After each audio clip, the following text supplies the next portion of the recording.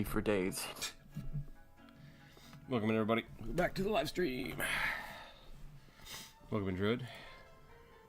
How you doing?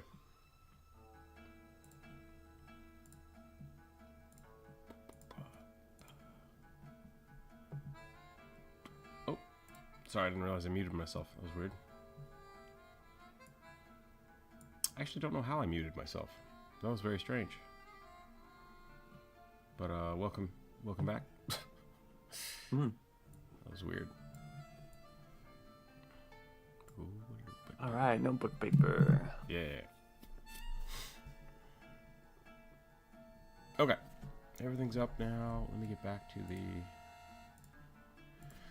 It's been a while. Hope things are going well. Yeah, I'm doing better than I was last time you saw me. That's good. Where'd my pen go? I have to constantly hide the pen because the kid takes it and now I don't know where it is. There it is.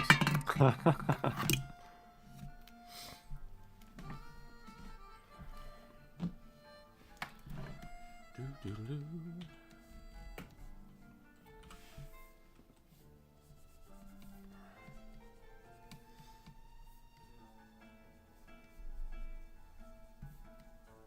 Anything new going on? Nope. Just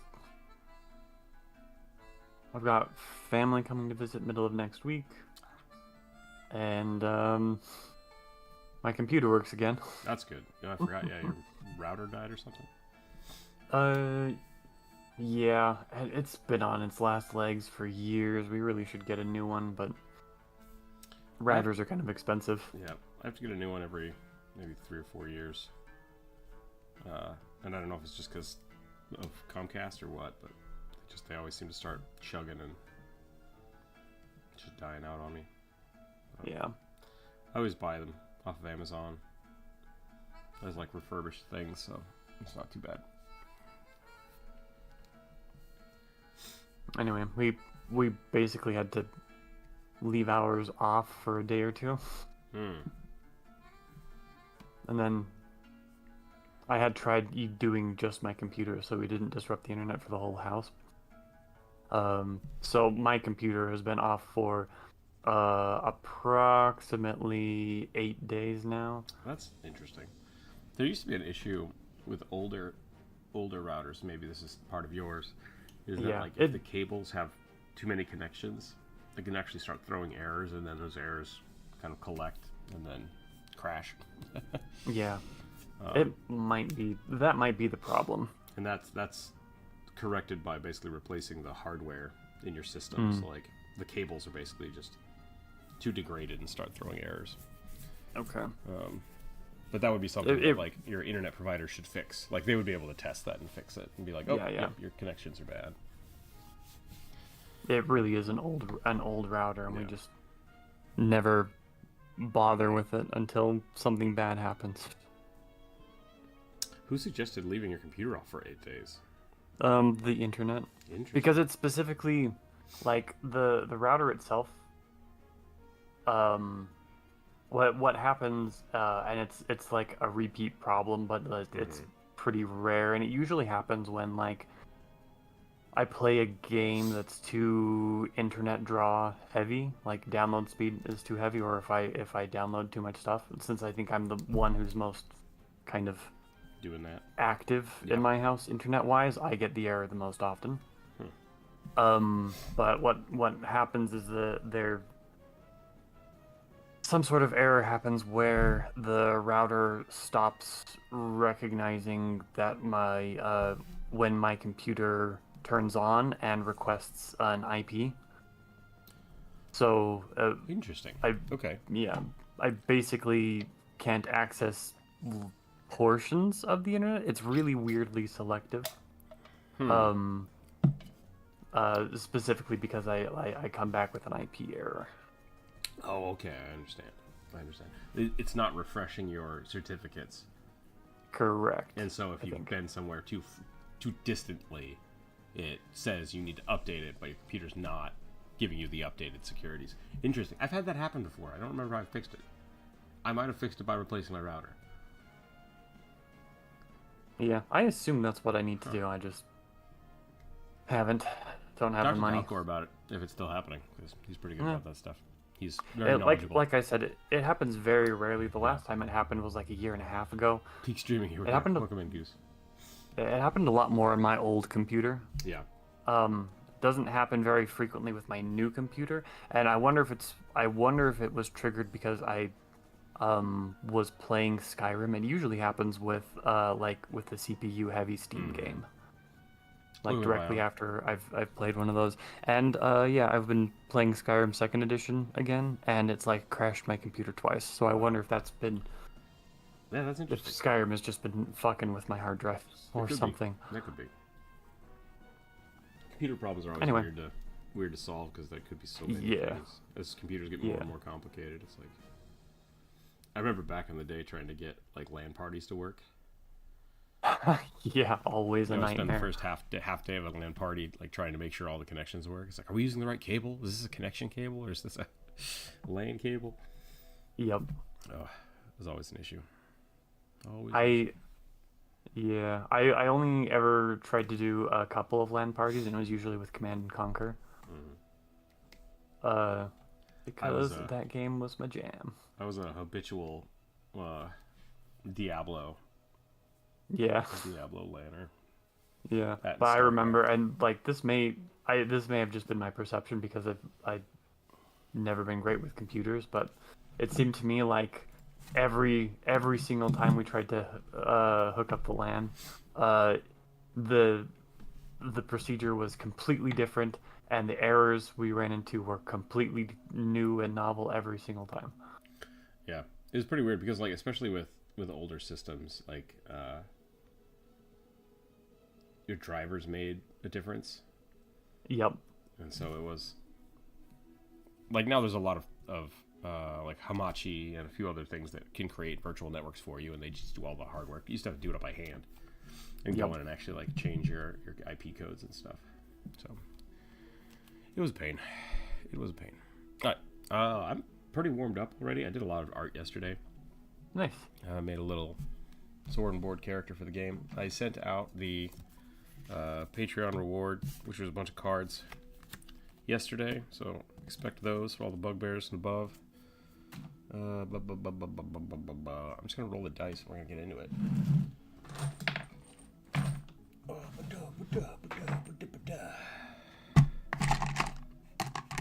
Don't have a lot today, so we'll see how it goes. Might get through it. If we finish all these up, we'll do some video game stuff. How's your game project coming? I guess you haven't had a computer for 8 days, so. Yeah. Nothing new. I've thought about it a lot. That's good. Yeah, you kind of you shifted gears last time we talked, I think, right? Yeah. Last time we talked, I had switched over to a card game instead of the I don't want to throw shade, but I also don't care. Yeah. The last game project I worked on, they were building a card game, and I built a bunch of cards on stream, which was fun. But then one of the guys was being very cagey about letting us see the game code, and when we finally got a hold of it, I was like, "This is a Unity store asset. Like the entire backbone of the card game is a Unity store asset, which isn't necessarily bad. Like implementing that is fine, but like." It's bad if he said he was going to do something unique and novel and then tried to pass that off as his own. And so I don't know if he ever did promise that or what he promised, but like he gave them a game that played cards. Long story short, there's a very functional card game base on the Unity asset store. So if you start struggling and you really just want the game card part to work, it works. It works. It's fine. Good to know. Yeah. I'm enjoying learning how to do all that with tutorials still. So, yeah, it really depends on like a lot of that stuff. I'm for and against in different aspects because initially I was working on figuring out how to make the crabs attack, and Dalcor's like, hey, there's a Unity asset package here that's a really good like AI model for tower defense games. And I was like, yeah, but I don't want it. And he's like, let's just get it and see if it works. And if it doesn't work, then we can still build our own stuff. We're like, yeah, okay. And it was 20 minutes drag and drop, and now we have an AI system. It's like, okay, that saved us months of time and effort trying to learn how to do something for something that's not really important for our game, you know? Like, we want to focus on art and making fun characters. I don't give a shit how smart the crabs are. It's just not important. So, yeah, it's always good to make those is this worth my time versus like what we're getting out of it. So, and I think right now, because my goal is I know what I want to do for the art, and I know that for like this is like ostensibly my first game making project. I know that I want to at least be able to kind of figure out what the code actually does, and that's smart. And learn like following the tutorials is still helping me learn that kind of basic how to code 101 information. So I feel like I'm getting what I want out of it right now. I roll the 1, which is a dragon kid ranger who specializes in hunting and eating dragons. So, dragon that eats dragons. And I think that's smart too. I just always want people to. Yeah. Same thing with D&D, right? Don't reinvent the wheel. Yeah. You don't have to. The difference is you're like legit trying to get a computer game out right now, and I'm trying to learn how to make a computer game so that in the future I can get a computer game out. Dalcor had 2 funny moments when we were working on this game so far, and one of them was because we're using ChatGPT for a lot of the backbone of the building. Yeah. And Dalcor gave me some stuff, and I was like, I don't understand any of this shit. And he's just like, ask ChatGPT to explain it to you. And I was like, that's a great idea. And so like that very much became the model of how I use ChatGPT. Is like, I need X, Y, and Z to do this thing with these variables. And it's like, here you go. And I'll be like, why the fuck did you do this? Like, what is this thing doing right here? Because that doesn't make any sense. And sometimes it'll explain it. And I'm like, cool, okay, I learned how a new coroutine works. That's great. Yep. And then later I could be like, I need a coroutine that does X, Y, Z. But there have been a handful of times now when it'll pump something out and I'll look at it and I'll be like, why would you use this? That doesn't make any sense. And it'll go, oh, you're absolutely right. Let's not do that. It's like, yeah. Like, what are you talking about? Or there have been other times when I'll be like, I need this attack to do X, Y, and Z. And it's like, cool, here's the attack that does X, Y, and Z. And I've added like firebomb effects that can be applied. And I'm like, why? Why did you, I don't want you to do that. And it's like, oh, yeah, I don't know. It's like, please don't hallucinate new things into the game. Like, do what I'm telling you to do, please. And that's been my experience recently. So it's really good if you're using something like that. Like, you're using a tutorial, which is great. Yeah, it's a great way to do it. But like having the wherewithal to like be able to stop and say like, why are you doing this is I think a boon to having AI. Versus a tutorial where sometimes you're just like, why did that guy say that? What the hell is it doing? I don't know. I don't understand, right? So So I've been having a lot of fun with that. Good. And then Dalcor did the other thing. I said 2 funny things happened. That was the first one. Ask ChatGPT, and I changed it. What was the other one? Dang it. I forgot my own joke. I forgot my own anecdote. Brian, welcome in. Dang it. Yeah, I can't remember. I had a really funny thing. I'll think about it. I'll think about it some more. But it's been a lot of fun. It's been a lot of fun doing this kind of stuff.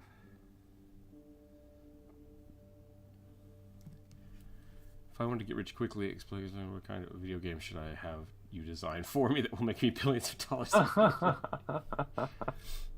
That's all. I keep seeing like prompts of, not prompts, but like news articles when I'm trying to read the news. That'll be like, these are the 5 ChatGPT prompts that will make you rich overnight and doing nothing. And it's just like, I don't believe that. I don't believe that. Because if that's the case, why are you writing an article about it and not just doing it and being rich? Like, get out of here. I think that they are. I think that the point is to have ChatGPT write you that article. That's probably the case. and then sell ad space on it. What does it say? Try it. I've only ever clicked on one or two of them, and a lot of them are they're just clickbait bullshit. Like they don't mean anything. Yeah. They don't do anything. I never click on stuff like that. Get rich quick scheme. Yeah. And a lot of them because they never work. A lot of them are like, oh, you just have to have ChatGPT make a thing like a pattern, and then it's like, and then put it on T-shirts, and then have ChatGPT set up the website that you're going to sell the T-shirts on, and then have ChatGPT do all the SEO for the website that you just had it build, and then have ChatGPT. It's like, this is all work. This is all. This is not like, yes, ChatGPT is filling in the things for you, but like, this is all work. That's not instantaneous or free or easy. So, yeah, it's all bullshit. Always is. The snake oil salesman scheme has never gone away and never will. The tools of that trade just change.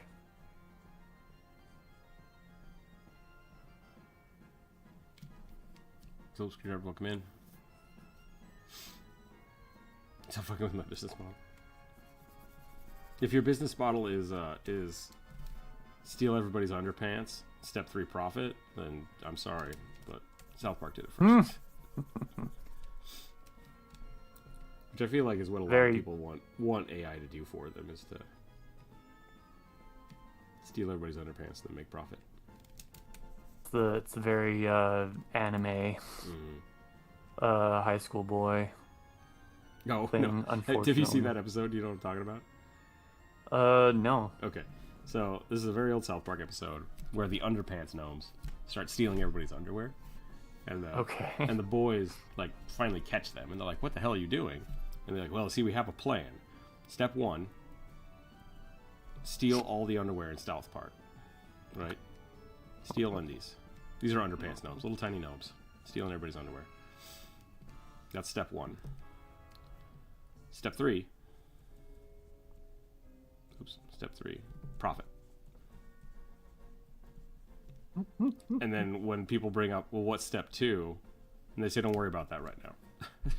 like we're sticking to the plan. Step 1, steal all the underwear. Step 3, profit. So, like, that's MLMs in a nutshell. Yep.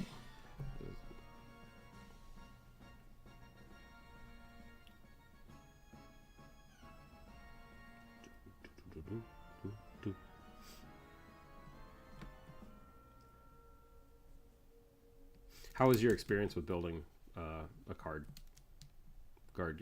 game? It's been pretty good so far. It's mostly pretty easy.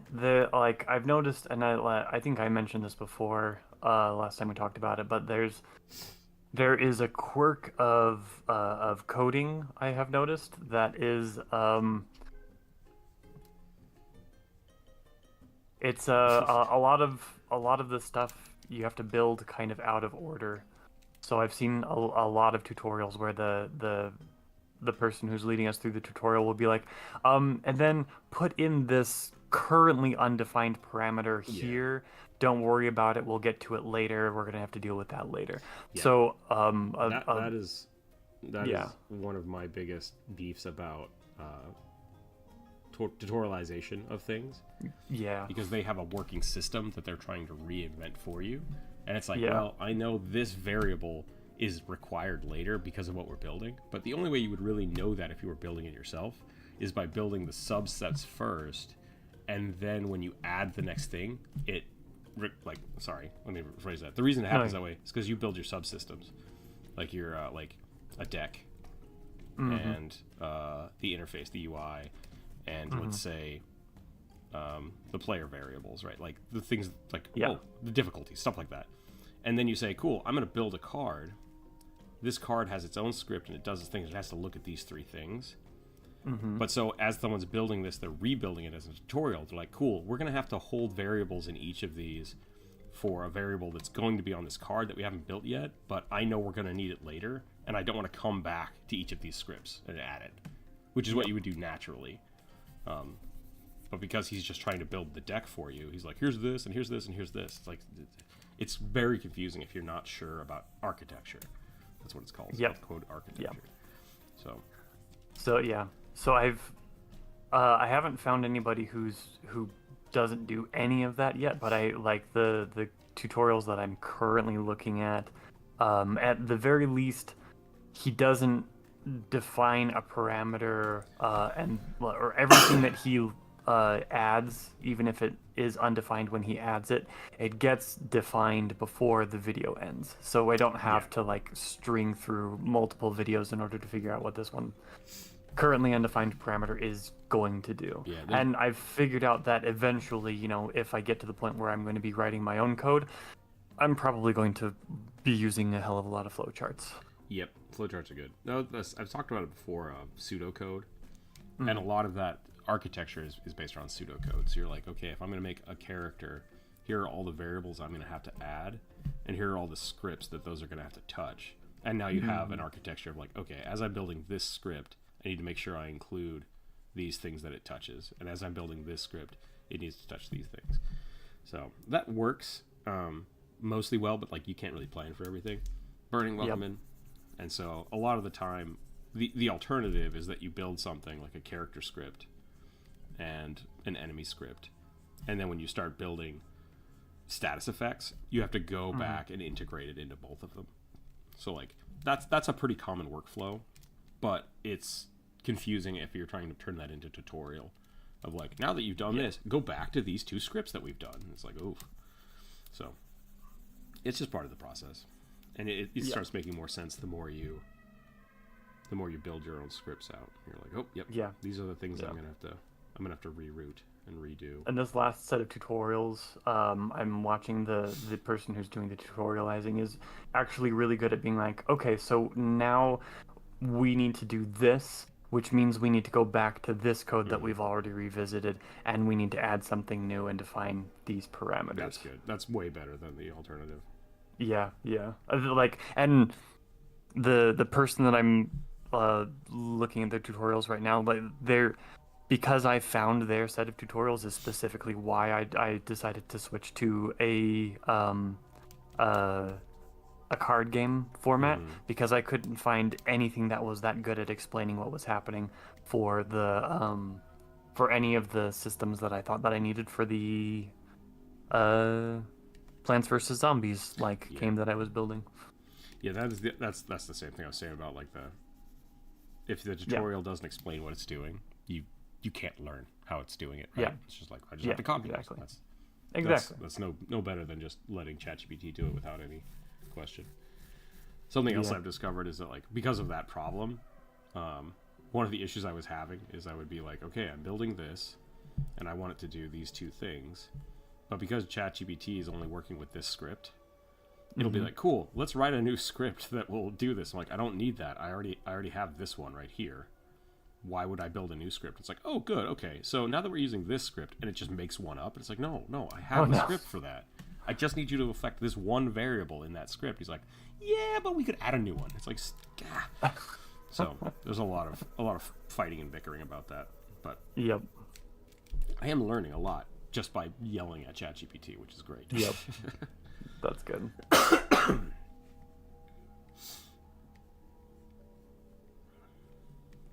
It's really nice having basically a go-to code library. Yeah. Instead of having to dig through other people's stuff to find it. Because, like, I know this is possible. This is a thing that is 100% doable, but I don't know how to do it.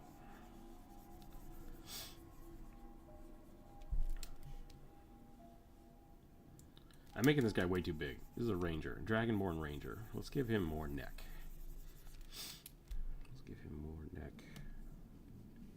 How are things going, Burning?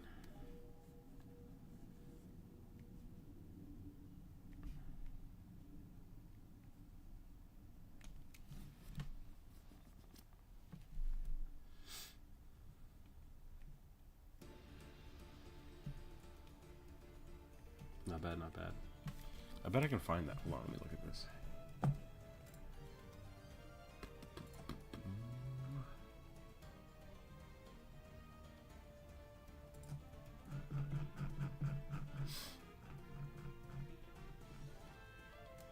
Burning, did you watch Daggerheart without me on Thursday? Oh yeah, how's that going? I didn't watch last night's because I have an in-person like board game night with my brother that happens once a month if we're lucky, because one of the people we play with is um they have a large family and some church obligations that take up a lot of their evenings. So we managed to get together last night, which was a lot of fun. We played Mansions of Madness. I haven't played that yet.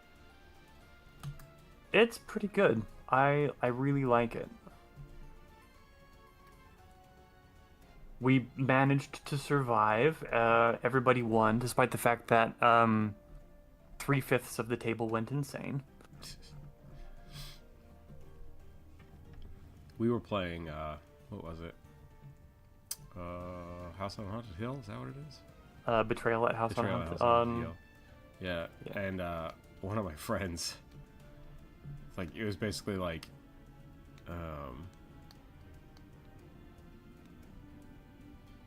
anybody that gets out of the house wins, and anybody that doesn't dies and loses. And he's just like, oh, so if I just like stay down here and die, then everybody else wins. And he's like, yeah. He's like, cool, let's do that. And it's just like, okay. Like, no drama required. Sacrifice complete. Yep. It's just like, this is a weird.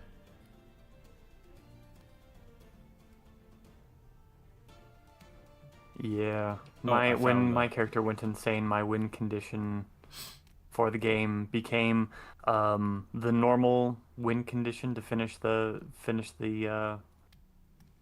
scenario had to happen, and I had to not survive it. Nice. Yep. Yeah.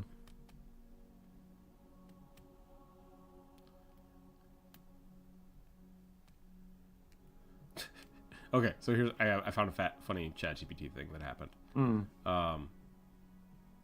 I was trying to fix something with my special moves, like how the game actually handles my special move scripts. Mm-hmm. Because I was swapping them out, and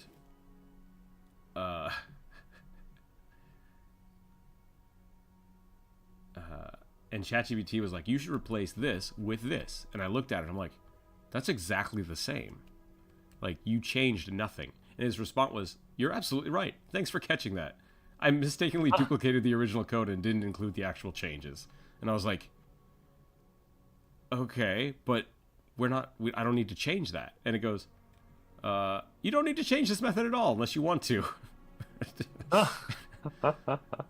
Conclusion, you're doing everything exactly right. And it's just like, what the fuck are you talking about? Like, not only did I not ask you to do that, but you didn't do anything. You just... So, yeah. ChatGPT is super stupid sometimes. And it's really funny. Yeah. It's really funny to me. To be fair, I've had conversations with people like that. Oh, yeah. 100%. I've been getting a lot of people asking me about the Daggerheart. Uh-huh. I've been reading through the PDF, and it seems fun. It seems good.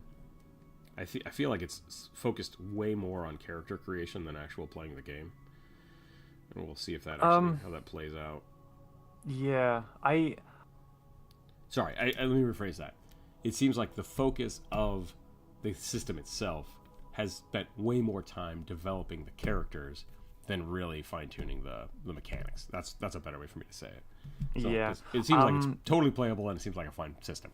But I feel like I can see that. I think it looks that way on paper, and it might just be because I'm watching Critical Role play it, and it's their system, so they like know it and are comfortable with it. I actually think that it plays really well, although I still have the same complaint that I had previously, where it's kind of maybe based a little bit too heavy on Rule of Cool, or it relies on Rule of Cool as like an actual game mechanic too much. And I know too many people and too many tables where the system probably wouldn't work because you got too many people who would just be taking advantage of it. Yeah. I think it is probably an excellent system for people who only play D&D because they watch Critical Role play D&D. Yeah, that's really right. I think my biggest critique so far is that it does feel like it's, while it is designed for live play sessions, I feel like that is a great lofty goal for a thing to make. Like they made a system that they can play in. It's going to be awesome, and but I don't think that's. I think that's setting the bar way too high for people's expectations of what they can actually get out of it, which is kind of what I meant by like they didn't really think about the mechanics of it. Right. I think what's going to happen with this system, which is true for D&D anyways, like it's not like a new thing, but I think a lot of people are going to make a lot of like amazing characters and characters they love and never get a chance to play them. Just because of the kind of the way the game is laid out, which, like I said, that happens in normal D&D, so it's not anything new. I agree with that. I watched a few videos of people talking about how this is probably more akin to 3.5 than Pathfinder. Yeah. 100%. 100%. Specifically, they were talking about like the reason 5e is the way 5e is because Pathfinder is the proper next step of 3.5. So like, hey, we want to make a 3.5 but streamline it and make it more fun. That's what Pathfinder did. And so they're like, well, we can't just copy Pathfinder. So they went a different direction where they went like super heavy into simplifying and streamlining the actual gameplay instead of the character creation. Like 5e is very dumbed down. And so like with Daggerheart, it's like, well, how can we take 5e and make the character creation way more complex? And which is just kind of rebuilding what 3.5 was, right? It's just like way more options, way more things on a previous system. And so I think the dice system is interesting. I think the what is it, the fear and fate, or fear and hope? Yeah, the fear and hope system. Yeah, I think that's an interesting system, but I think it's a little too vague for most people to really get behind, because it's a lot of rule of cool, and it's a lot of like that puts a lot of responsibility on the DM. Yep. So we'll see. That has been the number one like response from GMs that I have seen about like criticism for the Daggerheart system is it really does put a lot on the GM. It's set up so the GM does not necessarily have to do a lot of world building because it kind of it's based around the characters. Yeah, it's for the most part based around the characters. But the GM still has to pull a ton of weight during the gameplay sessions. And if you're Matt Mercer, then that's not really a problem. But for people like me who need to have like a lot more structure behind the scenes in order to GM well, because I'm not great at flying by the seat of my pants. It feels to me like it's going to be difficult. Me and Burning and Dagon and Sierra, maybe somebody else. If you want to jump in, you're welcome to. But we figured we'd try it out because the gameplay at least looked interesting. Yeah. So I want to know your experiences for sure.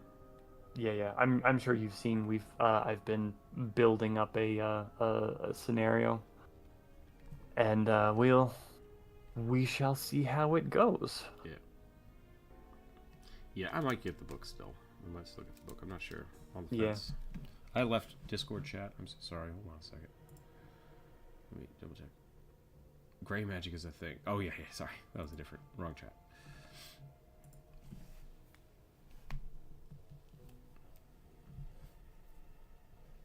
Paying for last month, I had to show them the receipt. Man, I hate mowing my yard. Like, I hate it with a passion. I refuse to pay anybody else to do it, though. It's just like, no. Yep.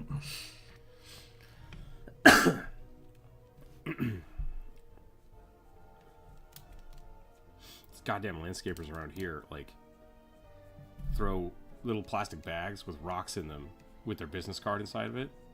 It's like, I swear, if I ever see somebody dropping those off in my yard, I'm gonna throw it at their car. It's just like, don't leave fucking garbage in my yard. Like, I'm not gonna hire you if you do that. Made me so mad. All right.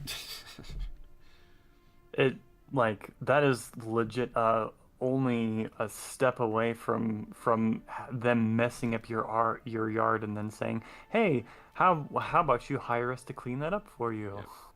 I was watching a video yesterday that just randomly came across my feed of this guy and his wife go around and cut people's yards for free as like just community service, which I think, yeah, that's great. That's awesome.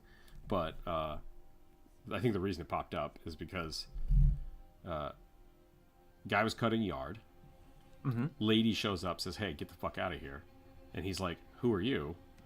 And she's like, "I work for the homeowners association. Don't cut this person's yard. We're trying to find them because they're not cutting their yard."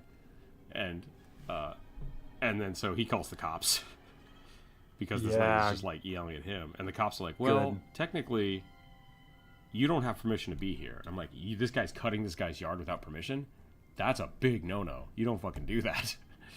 So he's in the wrong there. But this lady trying to make him not cut the yard so that that she can get paid. Yeah, so that the homeowners association can, or the HOA, yeah, that's right, HOA can get money from this person is super fucking scummy. So fuck that lady. And the cops sided with her. They're like, she can't tell you not to cut the yard here, but you don't have permission, maybe, so you shouldn't be cutting the yard here. So it's kind of like everybody's in the wrong in the situation. If you're gonna do stuff like that, like I 100% get wanting to do that. You need to get permission from people. Don't. Yeah, absolutely. Never ever go onto someone's yard and decide I'm gonna help them by cleaning this up without asking. Like, that's holy crap. Holy crap. Yeah. So I watched a video 2 weeks ago, I think, where that had happened. Somebody tried to clean up this person's yard, and the person's yard was a miniature wildlife garden.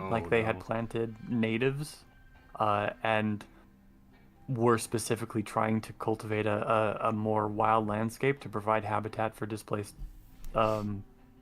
insects and birds and shit. Sue them. I would 100% They were they were so pissed. This lawsuit was specifically what the video was about. Yeah. Because the neighbor who had done the cleaning up, sprayed weed killer all over the place. We have a retaining wall against our neighbors. I'll say, like, this is my house, this is my property, whatever. We have a retaining wall right here, and the neighbor's house is a rental, and I don't know if the homeowner, but I've not had any good experiences with them. And so the people that are living in the house never cut the yard, and so it's this huge jungle being staved off by my retaining wall. Yep. And so I've let this kind of go native. Like, I let grass grow here instead of this just being like shrubs and bushes. Mm-hmm. And then I have actual shrubs and bushes right here, like a serviceberry bush and a blueberry bush and stuff. Mm-hmm. So they finally pay some guy to come and just like weed whack all of this shit. He climbs up my retaining wall and starts cutting all of my grass here and cuts down these bushes. And I'm just like, my house is touching that. And I thought Jump Rope was going to kill him. Like, I thought she was going to. It's just like, I was like, don't climb a retaining wall and clean my shit. Like, what are you doing? Get out of here. People be crazy, man. People be crazy. And stupid. Yep. Alright, I rolled a 3. A male red-headed dragon rider who is slowly gaining the features of his dragon, i.e. purple-slitted eyes, fanged teeth, and sharpened nails. It's going to be a whole lot of dragons today, I think. Yeah. I think I'm about done with this guy, so I'm going to move him over. Move him out of the way.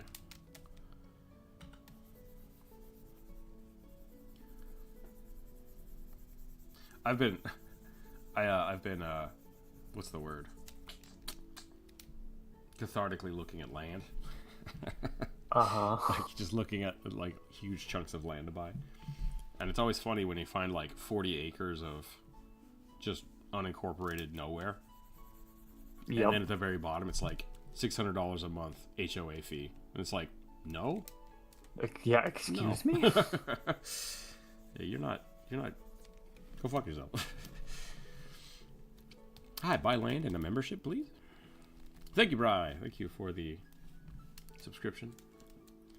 I'm with Bri. I hate HOAs. They are absolutely ridiculous. There are like I get the concept of it, especially if you live in like a suburb, or if you have an HOA that actually like does all the landscaping for the entire suburb. That makes total sense. But a lot of them are just scams. A lot of them are just scams and people being nosy. And so it's like, get out of here. It's an excuse for busybodies to grab power and take control of other people's lives, which is absolute bullshit. We'll never do that on purpose. Oh, pumpkins! Thank you, Bri, for the $20. What would you like drawn today for your donation? I should probably do some push-ups. I haven't done push-ups in a little while. We've done a lot of... I could do 20 push-ups. Let's do 20 push-ups.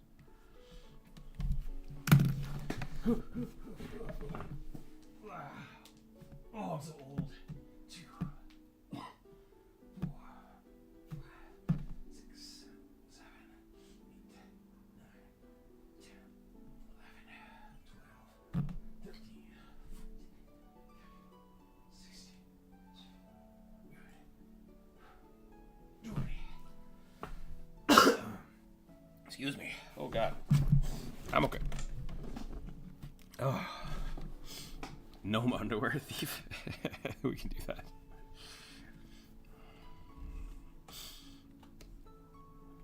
Can I have my gnome bacon? We don't get the gnome bacon if we make people not able to walk. I didn't get a species for this character. You think I should just do human? Well, yeah. Does it just said redhead. It said redhead slowly getting dragon parts, right? So it's technically just a half dragon. Yep.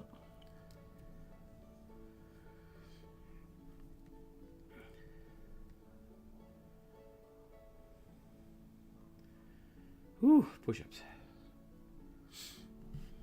I'm getting better. Getting some back. Oh my God, this goddamn dog.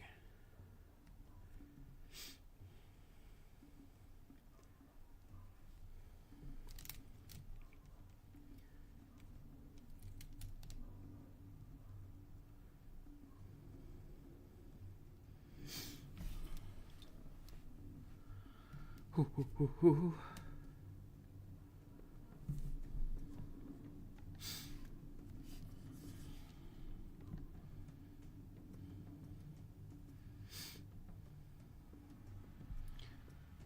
Gotta give this guy some swarthy eyebrows.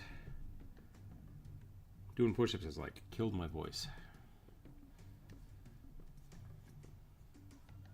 Oh, the boy's awake.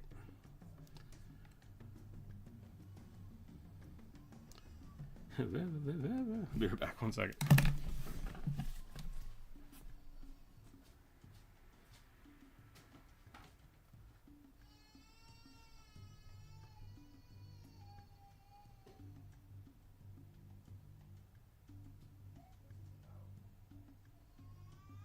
Dragon Rider needs, like, motorcycle leathers, probably.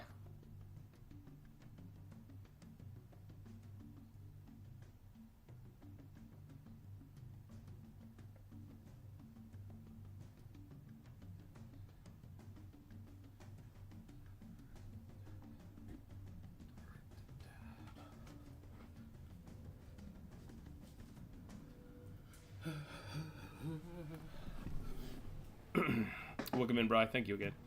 We'll draw this gnome for you. We got the boy here. Oh, it's too cranky. I kind of want to make a video that just is like permission to not play Daggerheart. Just to give people an out. Like, you don't have to play this.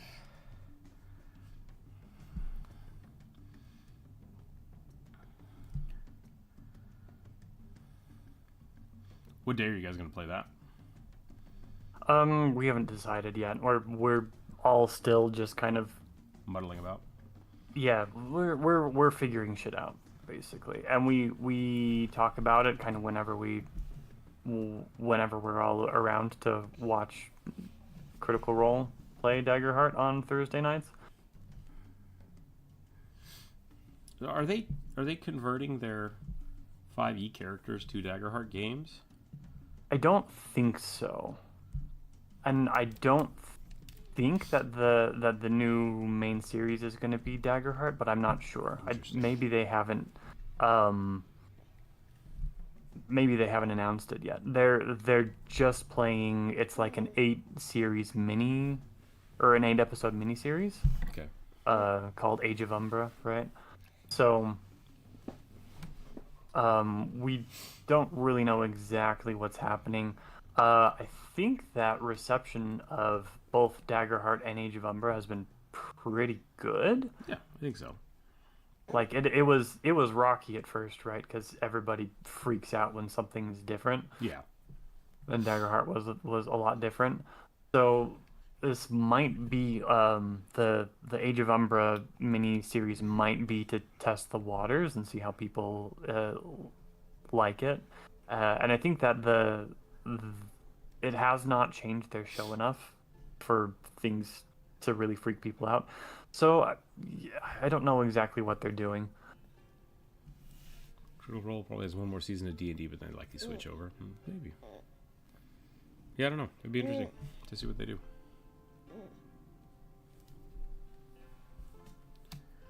I want to say I don't have any stake in the game, but like, if Daggerheart really takes off, then I'm gonna have to switch and start talking about it.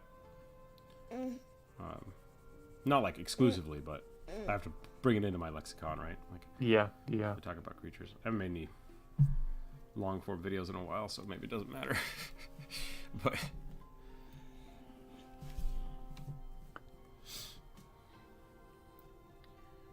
yeah.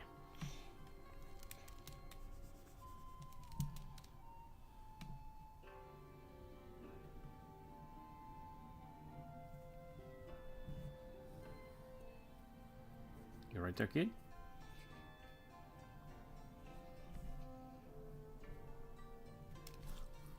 One of our mutual friends is doing a site map, a node-based brain neural net map of all their D&D stuff, and that's super cool.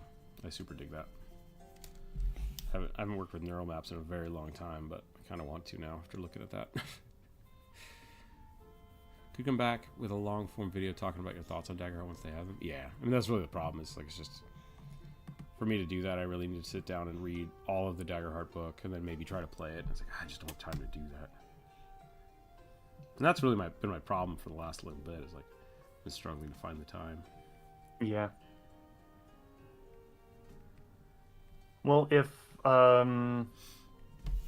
my test goes well, we could try doing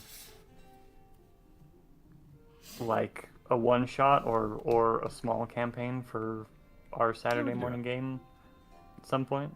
I've talked to Corvus and Jump Rope about this, but maybe I haven't talked to you about it, about letting other people run one shot or one or two little campaigns.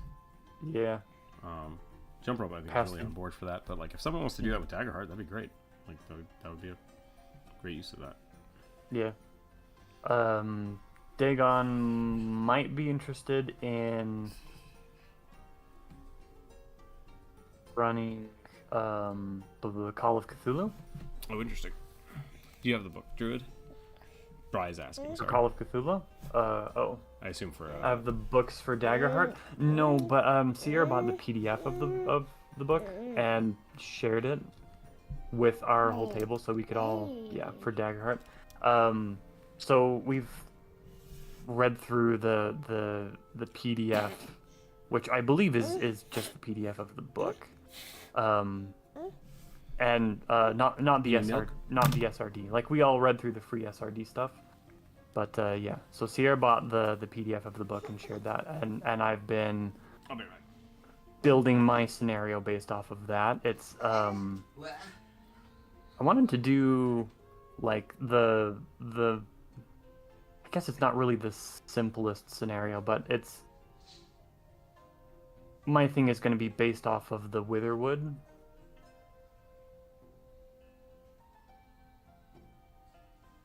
These goggles are wall-eyed.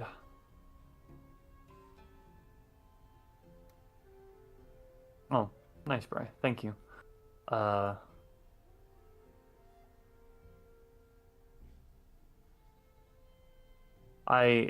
appreciate the offer.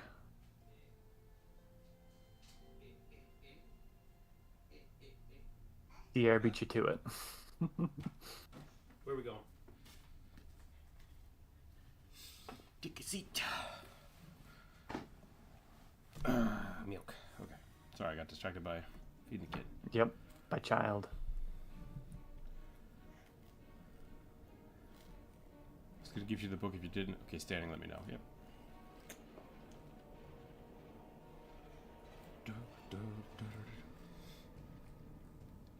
I have a hard time reading PDFs. It's like if I have time to sit down on my computer, I do something else. Like there's so many things I have to do on my computer. It's like that. But finding the time to sit down with a book is also hard. So really, I think it's just reading in general. I wonder if I could have something read the PDF to me.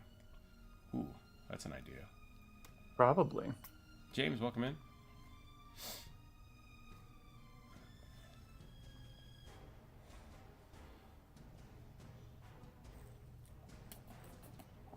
I'm excited for the frog folk.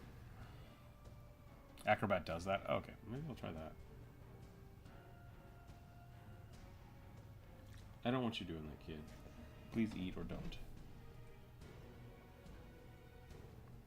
So did you say you were excited for the frog folk? Yeah.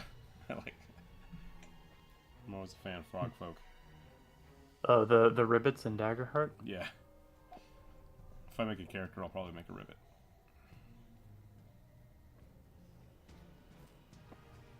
For me, they're basically just Gripply. They are, yeah, 100%.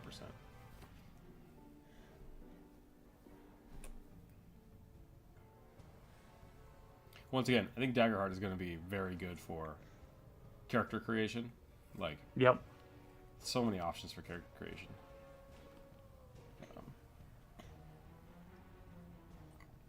And I really do think that it's a good system for people who've only ever played 5e to branch out into other systems.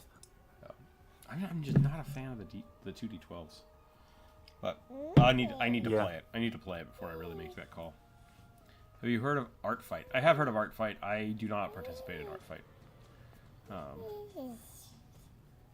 I've been invited a few times. I just don't do it. Partially because of timing, and partially because it's too commercialized. If that makes sense. I would participate between friends, but I don't want to join like a Reddit page to do that. Stop it! Stop it! No, you can't have the pen. What can I give you? What can I give you that will satiate your insatiable need to do stuff? Should I give you a recorder so you can just annoy everybody in chat?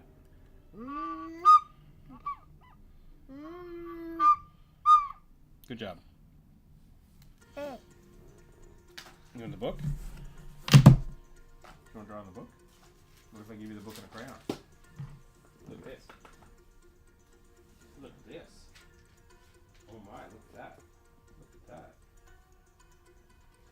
Yeah. You can't have the pen. I know, you're very sad that you can't have the pen. Nope. You cannot have the pen. You chewed the tip off of it last time.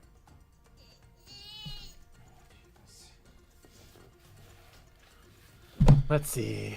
What color should this dragon be? You're gonna try to participate this year? Eyes. Nice. Yeah. That'll be fun.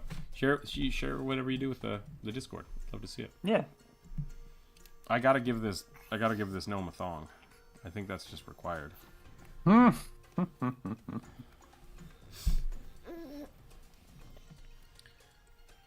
an underpants gnome without some sexy underpants. I mean, you could, but it wouldn't be as fun. Holy matronomy. Matronomy, where's my head at? I Matrimony. can't talk today. Hey, do not draw on that with a crayon. This is the problem, kid. You can draw on the paper with a crayon. You cannot draw on the tablet with a crayon. Yeah. There you go. Draw on that. You can draw on that. Okay, there's our underpants now. Bri, I appreciate the $20. Thank you for supporting the channel. Thank you for the membership. Thank you for keeping us afloat.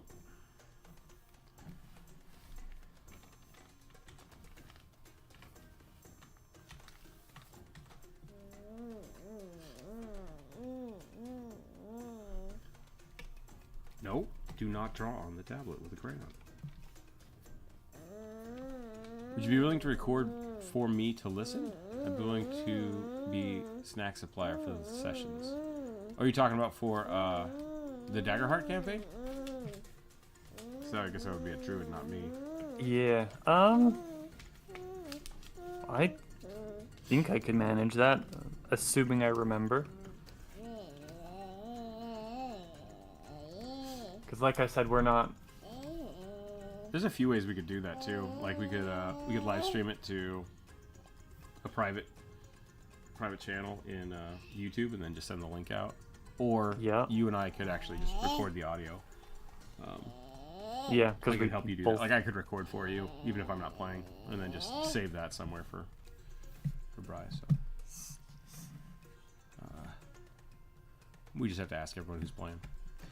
The commercialization of community-driven art events or trends is disheartening, like Art Fight in Inktober becoming more about the chance to sell instead of actually making something.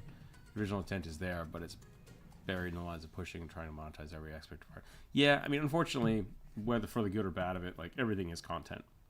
Like, I used to do a lot of... I used to go to r/character drawing and do a lot of those suggestions. Partially because I just want to practice. Like, it's a fun way to get commissions without getting commissions. Mm-hmm.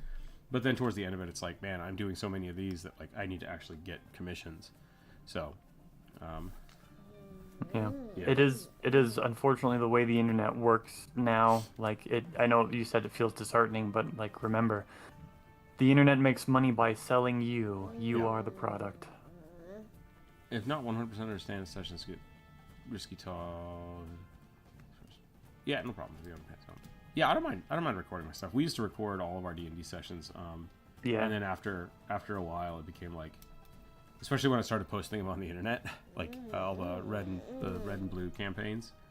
They were getting like it was hours of work, like days and hours of work, and then like 20 people would watch them, and it's just like that's not viable. So.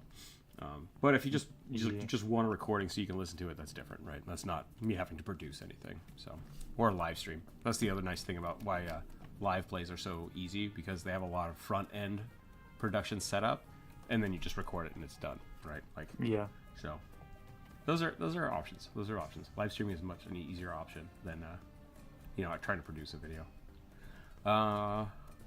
Yeah, burning. The other part about that, and I think that's what Druid was alluding to, was like. Even Inktober, the original Inktober prompts, were just advertisements for, like people for commission up, pages. Right? Like I'm a professional artist. I'm gonna put my hashtag on this and try to get a bunch of people to see it, which is fine. Like that's like I think a lot of people kind of have that like, oh, they're selling out type thing, but like no, that's how things get made. That's how things get made. So 100%. Yep. Inktober has always been, since its very inception, it has been about freelance artists figuring out how to get their stuff out to a wider audience. Yeah, challenging yourself to try something new, and at the same time you get the added exposure of joining the challenge, right? So it works more both views, ways. It works both ways, which is great. Small artists can get more vision by participating. And bigger artists can get exposure by having smaller artists share it. So it works. It generally just works for everybody. Like I don't think it's just you just don't like capitalism. That's fair. That's fair. I'm gonna roll the dice again. Sorry. I'm balancing a kid on my leg here. Ugh. It's distracting me. Male fire genasi star druid wearing Robin Hood style attire. Kid, stop.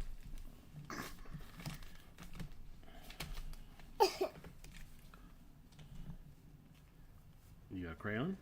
Do you need a block? I just don't want you reaching across, okay? You cannot draw. You're done? What are you done? You done drawing? You're saying you're done, but I don't know what you mean. He's just shaking his hand at the screen. I'm kidding, I don't know what's going on. You're done with this crayon? Good. I take it away. I take it away. That's fine.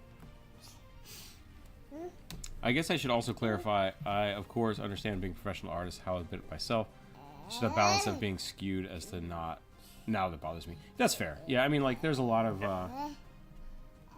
I think the beauty of things like Inktober is it was very, community driven, natural. Yeah, it was a natural thing, like a community coming together, like, hey, let's do a Inktober, everybody do the thing, right? And now it's everybody's trying to get their own Inktober going. That's the over commercialization of it. And I agree with you. Yeah, I'll agree with that. It was much nicer when it was like communities coming together to be like, hey, let's all do this thing together and all get better at art together. Yeah, that I do agree is a bummer, right? That I think is over commercialization of it. It's just like, well, I need to capitalize on this myself, and it's like, stop it. Let the community do its own thing. Stop it. Get some help. Stop it. Stop.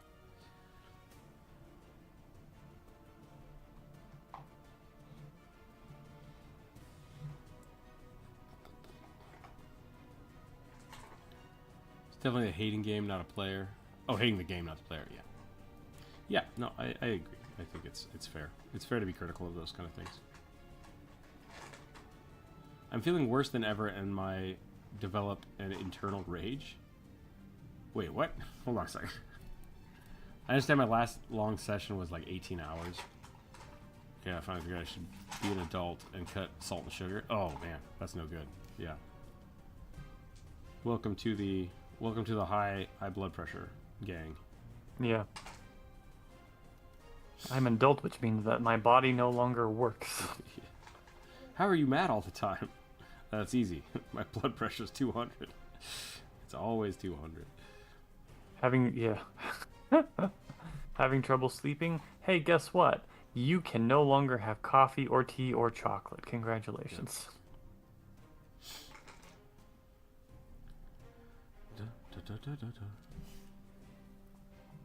You did a full physical when they were actually low. Oh, that's nice. That's great. So why would you cut salt and sugar then?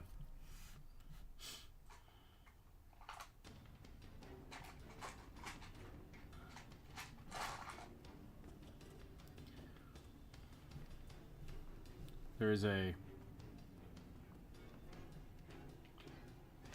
thing I was talking with my doctor about.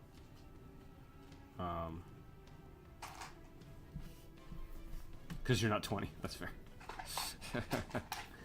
Yeah, like I was talking to my doctor about that kind of stuff, and basically they were saying like, yeah, like there are people that just like it doesn't affect them, and their blood pressure's fine. Like it's just the way they are. Like and those people don't need to be on those crazy diets. But a lot of the big thing about cutting salt and sugar, if you don't need to, is really for me specifically as well. Like I have to cut back on that somewhat, but really I just need to not overeat. Like I need to watch my calorie intake because I constantly overindulge in stuff. I did all through my 20s. Because when I started my 20s, I weighed 185, and I was buff as shit. Did you just steal my dice bucket and throw it on the floor, kid? That's not cool. And then in my 30s, I didn't change anything, but I stopped working out. I got fat.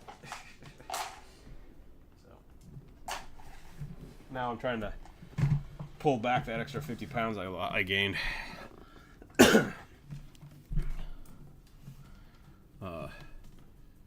Having trouble staying awake? Guess what? Also no caffeine. Yeah, right? That's the weirdest part about it. Like how different things like will affect, especially as you get older. Like, oh man. Oh man. Nothing makes any sense. You worked out a lot today? Your body hurts and now you can't sleep because you're so tired? Great. Awesome. You accidentally stayed up an hour past your normal bedtime, and now you're too tired to sleep as well? Fantastic. Okay, I got a fun trick we're going to try. I saw a TikTok. I'm going to try a TikTok hack right now. Okay. I want this guy's head to be on fire. So we're going to draw a triangle. We're going to draw some internal shapes. Okay. And now we're going to make the flame based on that shape.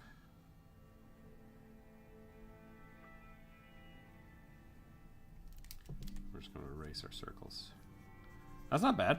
That's pretty good. That's not bad. Yeah. Turn the tip upwards. Good call.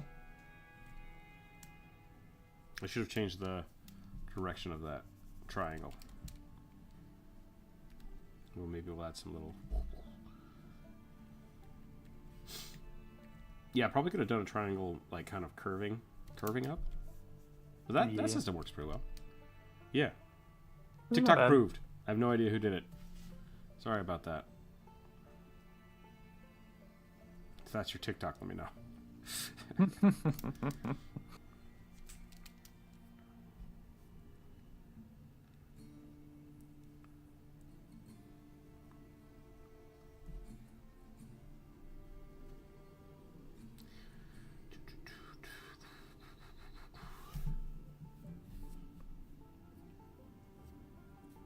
Don't drink, don't smoke, don't do drugs. I walk 30 plus miles a day. Wow. That could be one of the reasons your blood pressure is so low. Good job. I struggle to walk 4 miles a day. That's my goal. Right now I'm about 3.5 on average.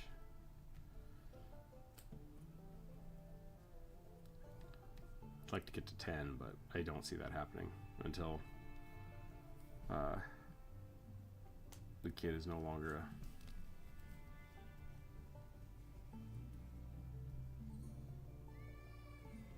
I can't think of the word I want to use here. Holding you back. Okay, kid. Hey. Thank you for breaking another pen. Yeah, you're not supposed to play with pens. He's getting taller. He can reach more shit. Here. Hey. Don't draw on my belt. Draw on the book. Right here. There you go. Could you have done the triangle and shapes on a separate layer and then made new flames? Yeah, absolutely. But I'm lazy, so I didn't do that this time. I think that's what the original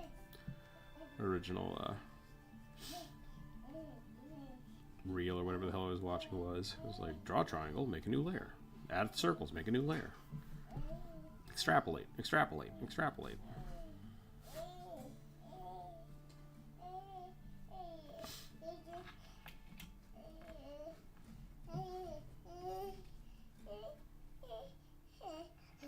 Don't draw on my desk. Don't draw on my desk. Hey. No. You can draw on the book. I gave you a book to draw in. Please don't draw on my desk.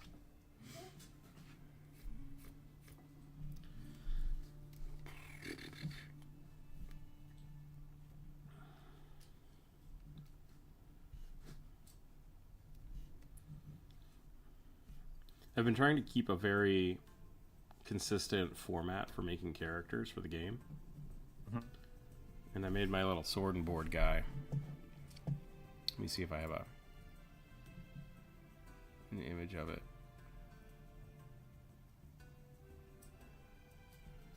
When did my pen get so... my brush get so soft?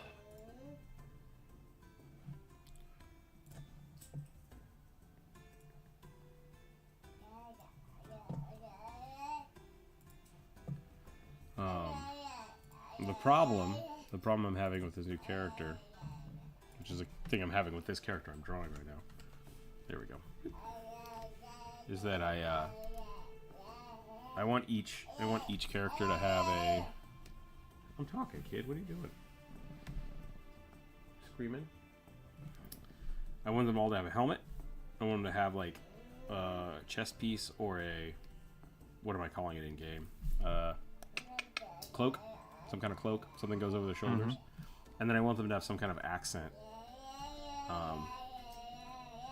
That goes with the helmet. Right. But when I made this little armor guy, I'm like, oh, he doesn't have any kind of accent. What do I do? And so I made like a little spoosh here. Not a big fan of it. So I don't know. It's like, do I ignore the accent because I only have it as a kind of like a template for making characters? Kid, what's going on? Ay. Well, you broke the pencil. Good job. Yeah, now what? You gonna eat it? Yeah, so I don't know. I don't know if this is worth it. I don't know if I keep the accent because every character should have an accent, or if I can already start breaking my rules and be like, yeah, this character doesn't need an accent. I don't know which is more important. More important to keep the format or have very like deliberate silhouettes.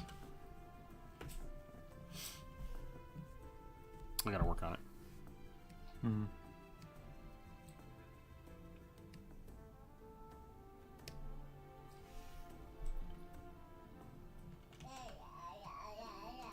It's just dirt don't hurt. Wait, what?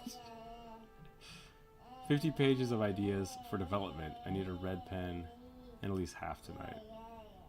Get a red pen at least half of the night. Gotcha. Just put them all into ChatGPT and say, which one of these is the best idea to make money?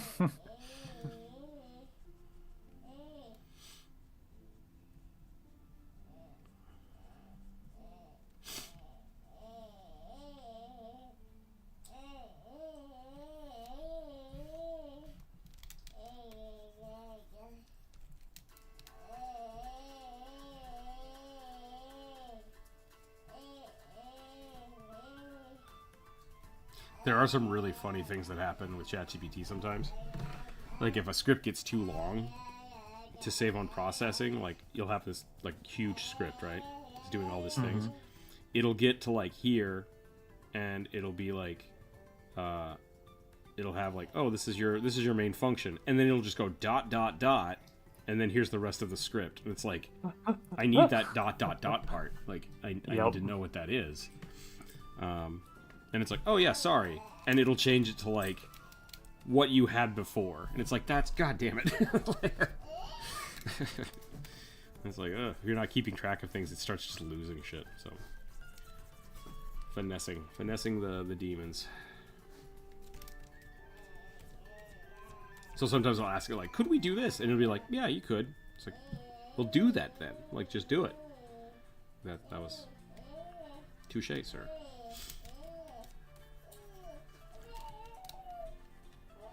Flashes of my middle school science teacher. I don't know, can you go to the bathroom? Right.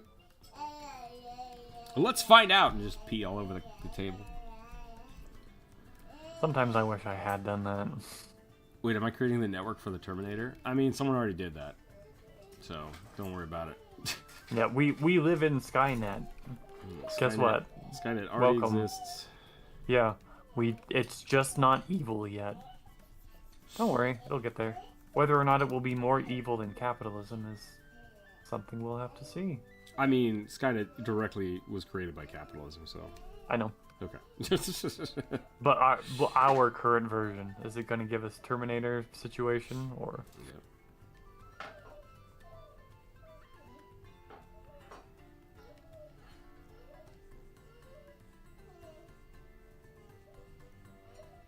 There was I've been watching some of the Lower Decks. I don't know if you've seen Lower Decks. I've watched mostly clips. Mostly clips. I think I've seen 1 or 2 episodes. It looked really funny. It is. It's really funny. It's a love letter to Trekkies for sure. Like Yeah. a lot of the show is just like there's this funny thing happening, but we're gonna throw in Easter eggs from different episodes that like kind of self-critique Star Trek.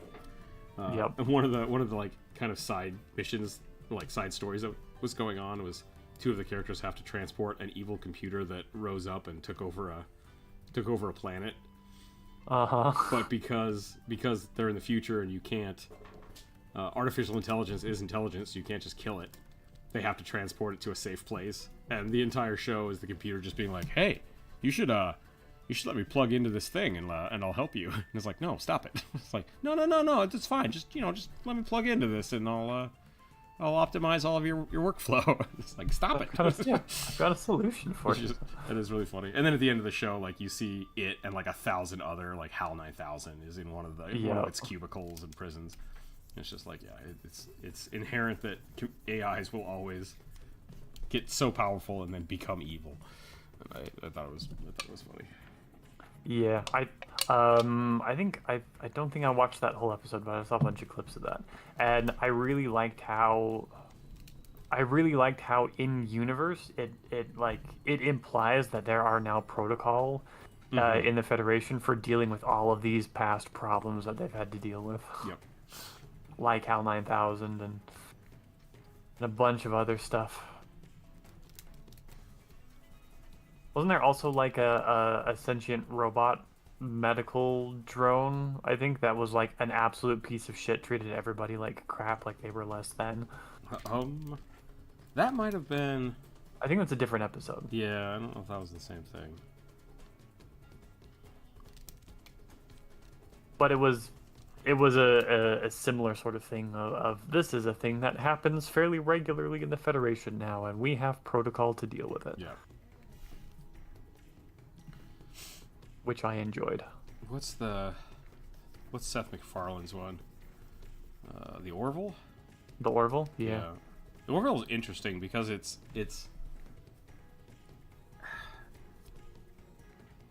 the Star Trek got to where Star Trek is the same way, right? Like there was a war. Yeah. There's a recollection of humanity, and so they're at the same kind of utopian Starfleet thing, but the perspective is different because it's all based around the shit we're dealing with right now, right? Yeah. So like all of the jokes they make are very topical. All of the problems they're dealing with are topical for us, and so it has a completely different vibe than Star Trek does. Yeah. Star Trek is kind of like we've surpassed our current human problems, and it's only looking at like future problems, which is not the case. Like it's subtle, but like they're dealing with like prejudices and political things, but through the lens of how would future generations have to deal with this at a larger scale. Whereas the Orville is just like, let's make a joke about 90s stuff. And it's like, okay, great.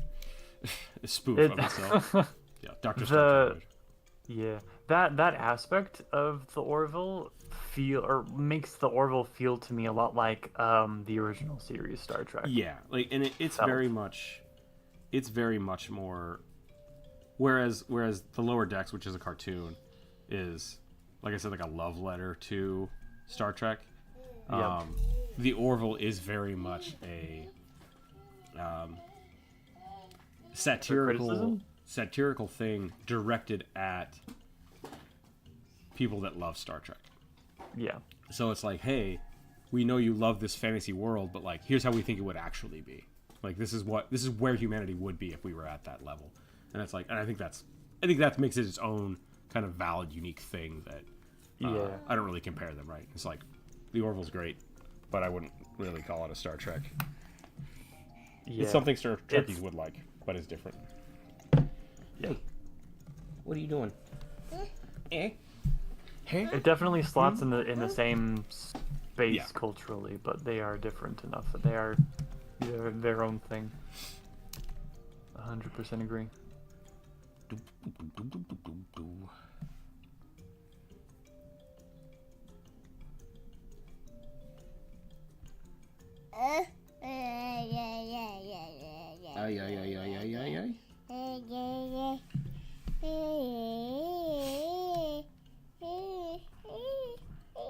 What if every Gen Alpha tried to copy every topical reference of Gen Boomers equals the Orville? Yeah, kind of.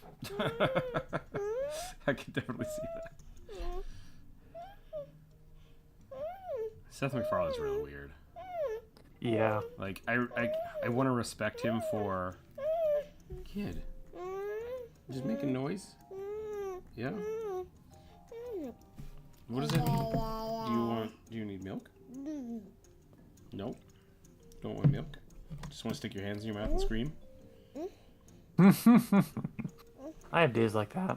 You're acting like you're hungry, but you don't want milk. So, do you want a carrot? You want some crackers? Okay, hold on. I'm gonna see if I can find some snacks.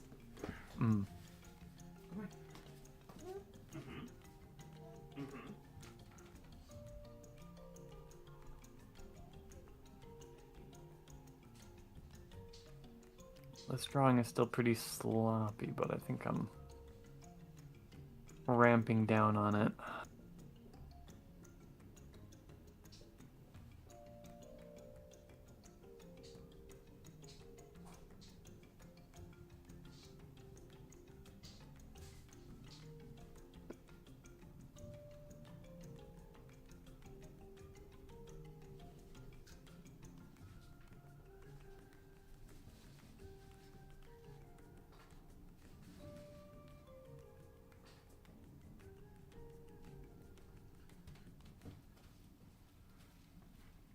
I'm just now looking. He ripped the cap off of a pen, and his whole hand is just covered in green squiggles. Oh. No.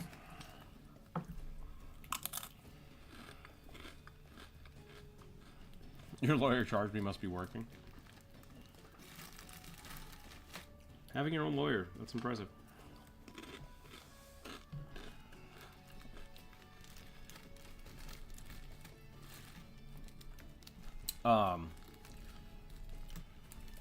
I feel like Seth MacFarlane tries to do some interesting things, but I'm not a big fan of Family Guy. Me neither. I feel like they want to be South Park, and they just aren't. Yeah. Either South Park or The Simpsons. I think Family Guy suffers from having been on air for too long. Yeah, like they're trying to just make topical jokes, but really what they're doing is creating like you can watch an old episode of The Simpsons and it's still very valid. Yep. But like the older Family Guy gets, the less relevant it makes any sense, and it's just not funny. Yep.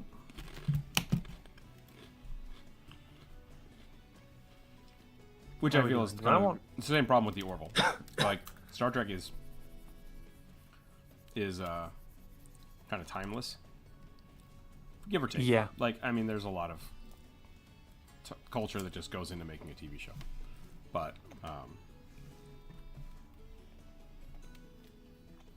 they deal with different things, different scales. 20 how many alive list actors he's called it favors to get to the Orville. A-list, yeah. I stopped watching the Orville after like season 2 or 3. It was like, I don't think I got to season 3. Where are we at? It's almost 1 o'clock. Yep. I'm trying to decide if I want to do one more. I kind of feel the same thing. I think I do. I think I'm going to try one more. Okay. See how far we get. I need to delete the number 2. Okay. So we're down to a D4. I rolled 3. Cheetah Catfolk. He was noble, but for long reasons travel from Moriseth to Capatesh. So long. He's a thaumaturge with mirror and mind forge weapon. Belmont-like vibe, fallen noble. Whoa. Oh, fallen noble. Okay. I was thinking like, so it's a catfolk, undead, vampire hunting, thaumaturge. But no, it's just a... It's no, cheetah folk. It's just a cheetah folk thaumaturge. Yeah, with a hand mirror. Philip, thanks for hanging out. Thank you for the compliment.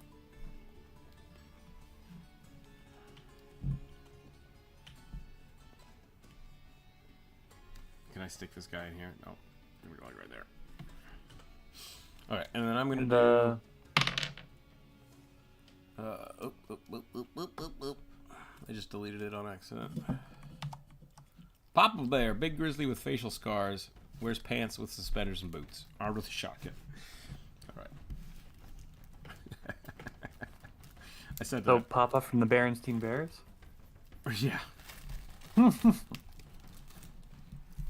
Saw a really dumb little animation this morning. And the punchline that I thought was funny was, I'm a gray wizard, I invented gray magic. And then later they're like, okay, I can save everybody, but I need you to give me your house. That's the only way gray magic works. I invented gray magic, I know how it works, give me your house. And the guy's like, okay, I'll give you my house. And then the guy yells, by the state of Texas, I'm invoking the castle doctrine, and he just shoots a guy in the face. And he's like, gray magic. And then he's like, here, you have your house back. And then the cops show up, he's like, the homeowner did it. He's like, fair enough, that's gray magic. Gray magic is gun magic. Gun is a spell component, yeah. I cast shoot. I use a 9mm spell slot. I cast conceal carry permit. Yeah.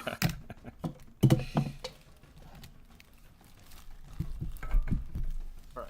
Cheetah Folk, Fallen Noble, Belmont vibe. I'm gonna have to look up the Belmonts. Oh man, they have had so many different variations. Yeah, I'm gonna assume Castlevania.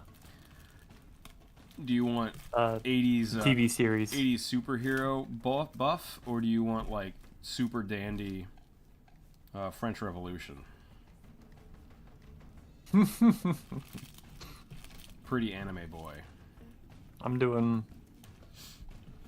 Oh, that's a good question. Should I do a more traditional Belmont than the Netflix series ones?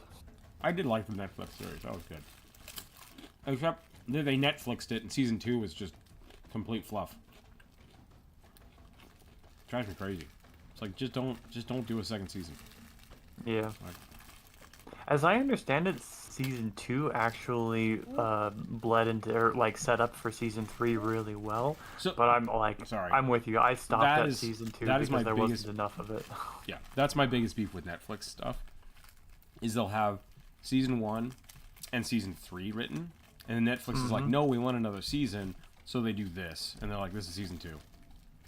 And it's like 8 episodes, and then they throw some filler in between. And they did it with Castlevania, they did it with Voltron, they did it with Knights of Sidonia, I think. Like, anything that like is chunked into Seven Deadly Sins, they did it with Seven Deadly Sins.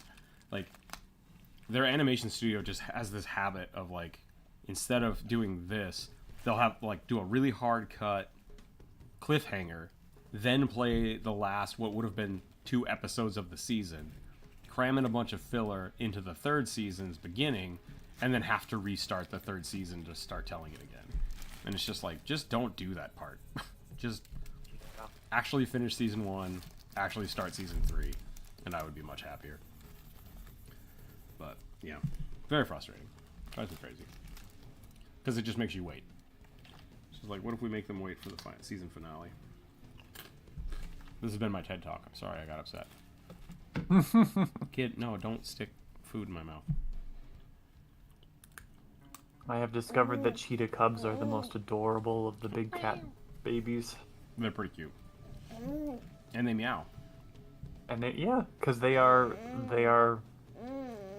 not in the same family as leopards. They're not big cats technically. They're just big little cats.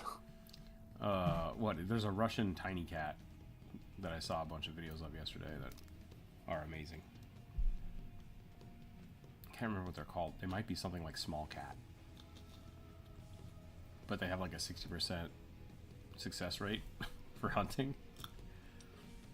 And they're like, this cat has the highest success rate among all cats. And it has to eat like 15 times a day. And it does so. It's like, that's fucking terrifying. Oh, are you talking about the palace cat, like the super grumpy ones? Maybe. I think it's Croatian.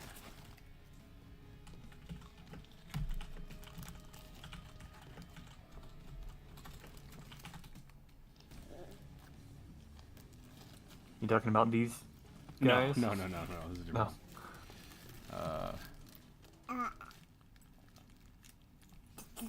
The black-footed cat. That's what it's called. Okay. She'd be almost impossible to find. Oh. That is a kitten at all stages.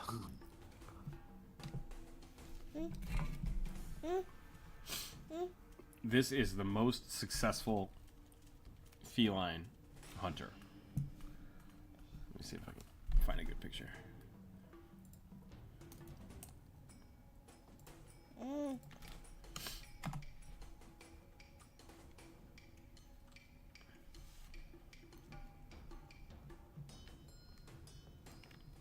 Very cute. That is it, full grown.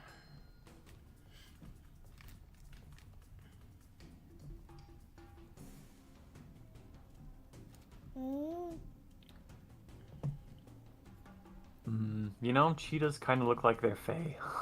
Oh yeah.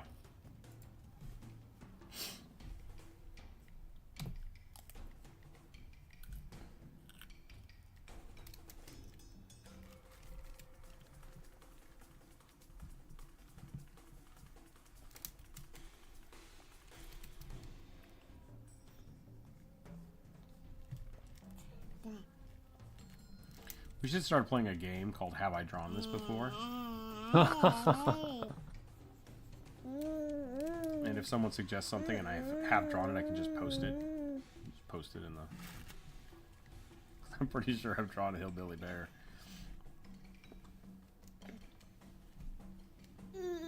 Kid, what are you doing? I like that game, but maybe... Oh, I don't know. I don't know if I trust chat to leave it up to them to vote on it. But like, there are some things that I've like prompts that I've drawn that I'm like, you know what? I think I'd like another go at that. You cannot go limp, kid. Come on. I'm not gonna play this game. You can either sit on my lap or you can go on the floor. Which one do you want? You can't just hang. Yeah, you're making the note. Like, I'm right here. Look, you can have milk. Okay. I know. He's gonna scream. Sorry, buddy. Hold on.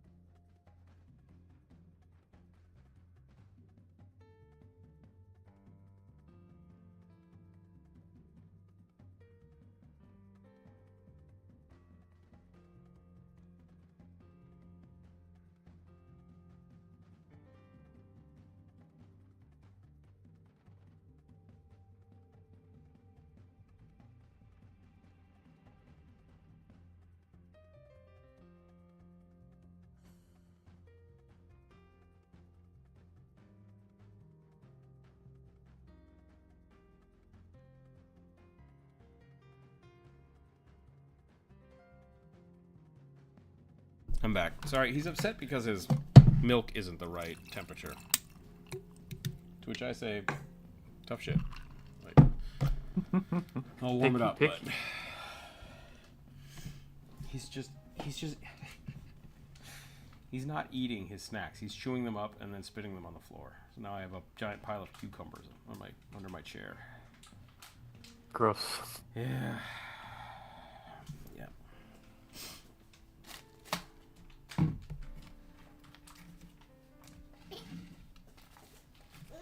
want these? No, I don't want. Thank you. Thank you for the dental floss, kid. I don't know why you have that. You cannot have the pen.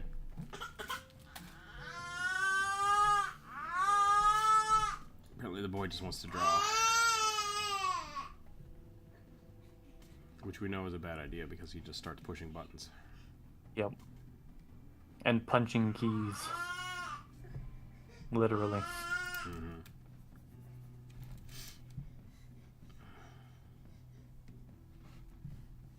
I keep trying to give bears beards, and it just doesn't work. It just doesn't quite work. Maybe it's because they don't have the mustache? Yeah, maybe. Maybe it's because they don't have enough chin. They don't have any chin, do they? I guess maybe that's it. Maybe I need to give them a different kind of mustache. Just like the underbeard.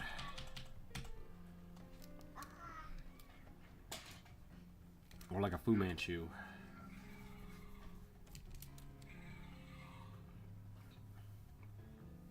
Why is it called that? I'm not sure.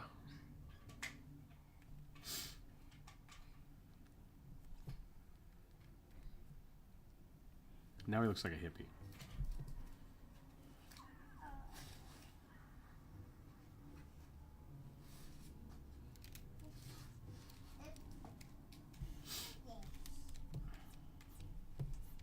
Alakablam!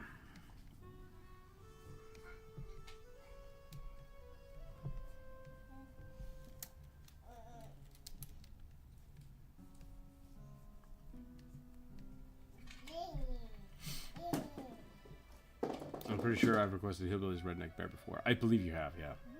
Yep. I think you commissioned me for one, but it was a puppet. Like the... God, what was that? The bear puppet? Bear with the catfish puppet? That's what it was. Oh yeah. I remember that.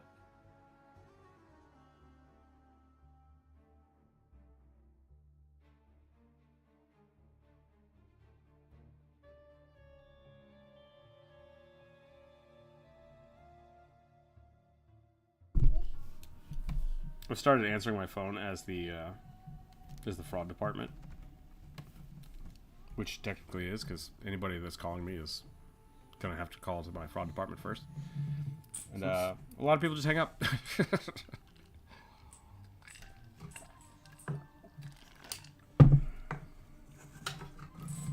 Kid, you gotta stop grabbing shit off the desk. Don't bite it. You can play with that, but don't put it in your mouth. Okay. If you're gonna throw it on the floor, you're not allowed to play with it.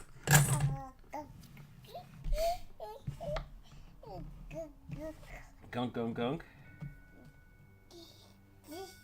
Stop. There we go. It's a proper cat done with your shit You're not allowed to expression. climb up. D&D Beyond? What about D&D Beyond? Respawn. Welcome in.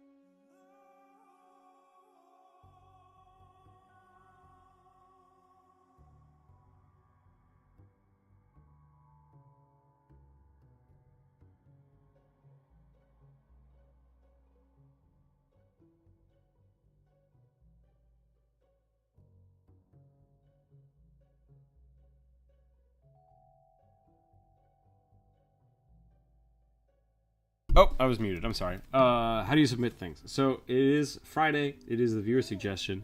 Normally, the way this works is you suggest your character either in chat or on the community post. Druid and I are basically done for the week, though. So submitting something now will not be helpful. So on Monday, I will post a new community post. You can submit something there if you want for our next week's Wednesday and Friday show. But otherwise, you can, if you normally you would just post it in chat and we put it on a list for you. Yeah.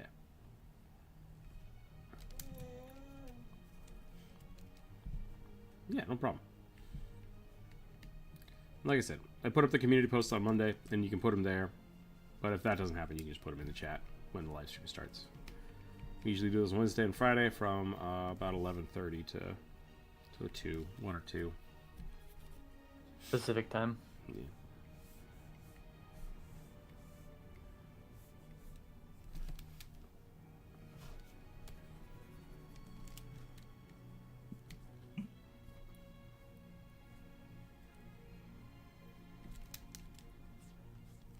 Well, howdy doody.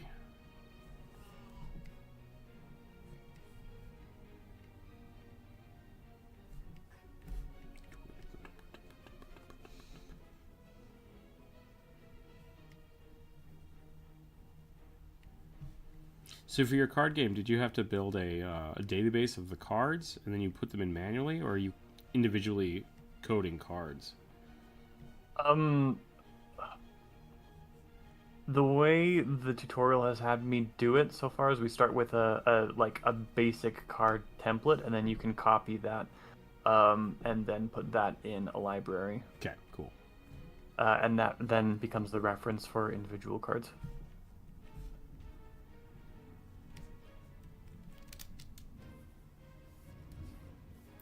So that's instance-based instead of data-driven, which is the way I would do it. I think that's much smarter.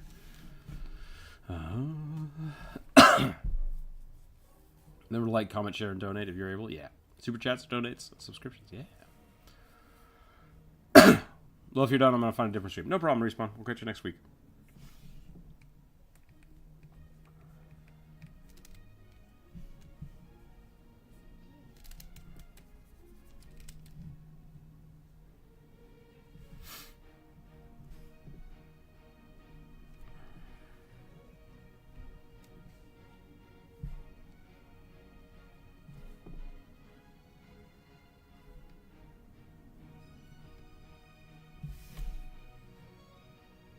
Sell the bard?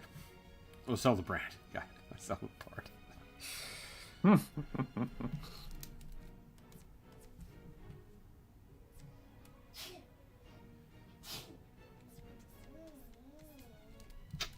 I think the only thing that sells on Redbubble is the owlbear stickers. I sell like 2 of those a month. Maybe I need to rebrand.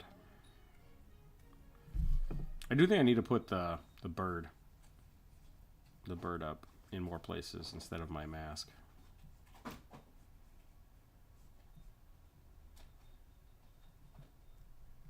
I okay being an undead bird forever? Yeah, that's probably fine.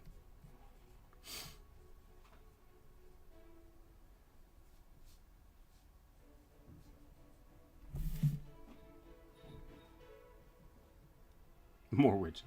Just rebrand to only witches. Only witches all the time.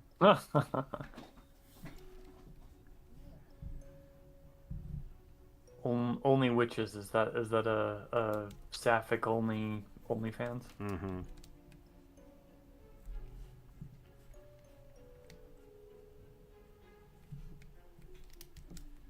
Only the most salacious curses and hexes and curses.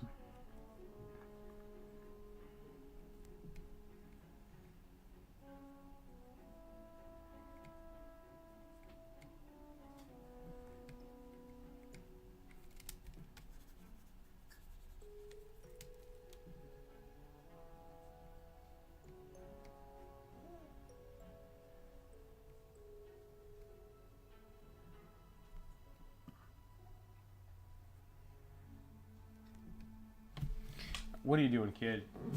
hear you under there. What are you doing? Chewing on pig? Yeah, you found a box?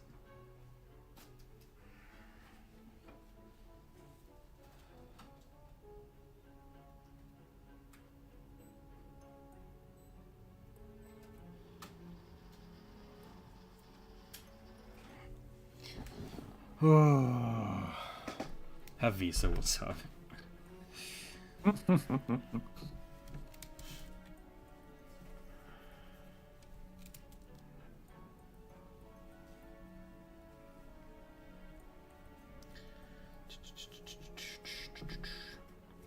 haven't had a lot of commissions. I think I've only had one commission this month, which is a sad day. But I'm not doing a lot of character art lately, so I don't blame people. Hey, Corvus. Corvus, welcome in. Somehow I've made it. Did you? Congratulations. I want to say something, but it might come off mean unless you get the joke. So. Go ahead, say it. Okay. It's fine. Were you able to pull yourself out of the Magic the Gathering hole that you've fallen into? Oh yeah. Okay. Have you slept since we played yesterday? Yes. Okay, good. I've discovered Commander and I've spent $30,000 on cards. Yeah, no. Not that crazy. I mean, I used to spend like $40 on those big box sets. Oh yeah, that's normal. No, like I knew a bunch of people in college that like they just fall into a magic hole where they just like Yep.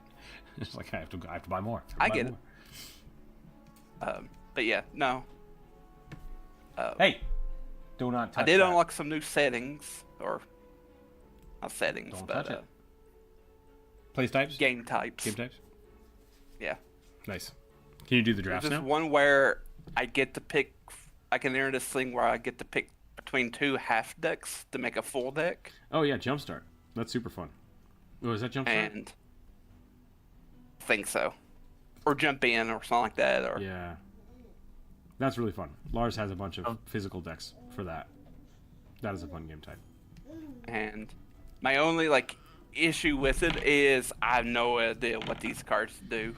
Yeah, and like that's part of it because you're just supposed to pick themes. So a lot of like the little decks are called like angels and demons, and so then you get a white and a black deck and you mix them together.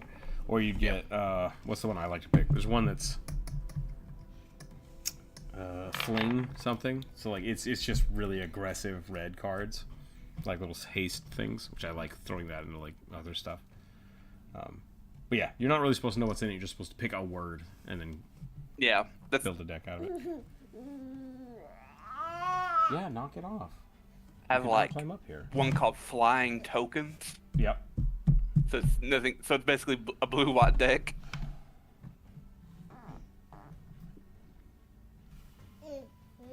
Yeah. I was just gone to the store.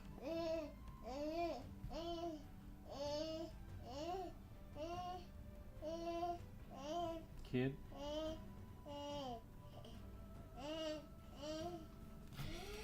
But I've never really been out of the Magic loop.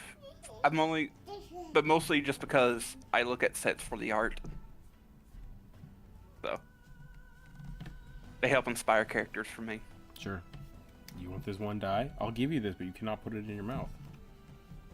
If you put it in your Immediately I'm into gonna the take it away mouth. from you. But father, it's candy. All Need of my giant like dice do stress look ball like candy. dice for him. Yeah. And he's going to the other room with it. Oh, he's going to put it in the box. Oh. Where the hell are you going? Okay, I'm gonna follow. Is that another bear dog you drew, Rook? Yeah. I think it was just supposed to be a bear, but he gave him a big old beard. Which does make it go doggo. Bear dog. Did I draw another bear dog? It looks like a bear dog to me. I think it is. I think it's the chin poof. Yep.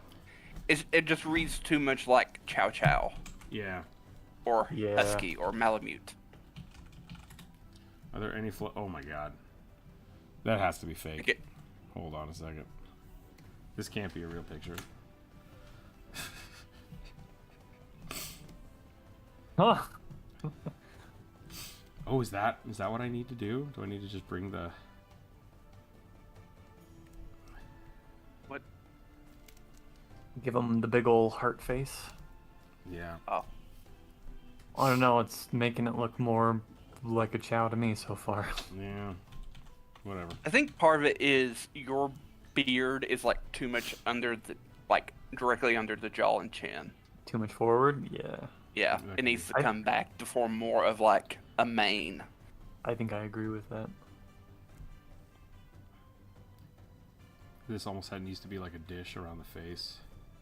Mm-hmm. And then from there, everything goes out.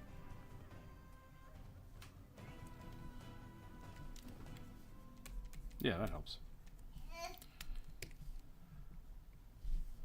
Because weirdly enough, the bear you had drawn before looks like some of the weird dog people from the Tarkir set. Sure. Because there's two types of them. There's like jackal-like ones, and then there's like massive, like Tibetan Mastiff like dog people.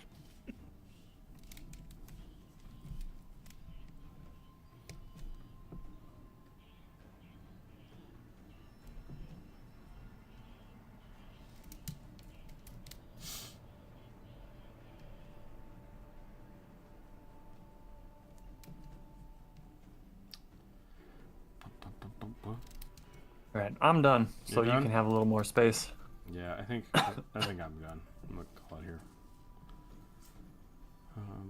Cheetah's name is Nahatali? Natalie? Okay. Bear's name is probably Mac. Yeah. Beards make everything better. Living proof of floof. Debatable.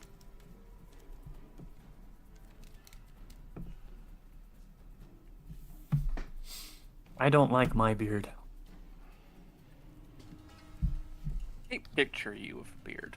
I don't know what you look like, but I just can't picture you with a beard. I always keep it pretty short. It's probably better if you picture me with scruff, because I try to take the clippers to my face at least once every 2 weeks. I should only every 3 days. I hate having any kind of facial hair. That's not true. I have sideburns most of the time.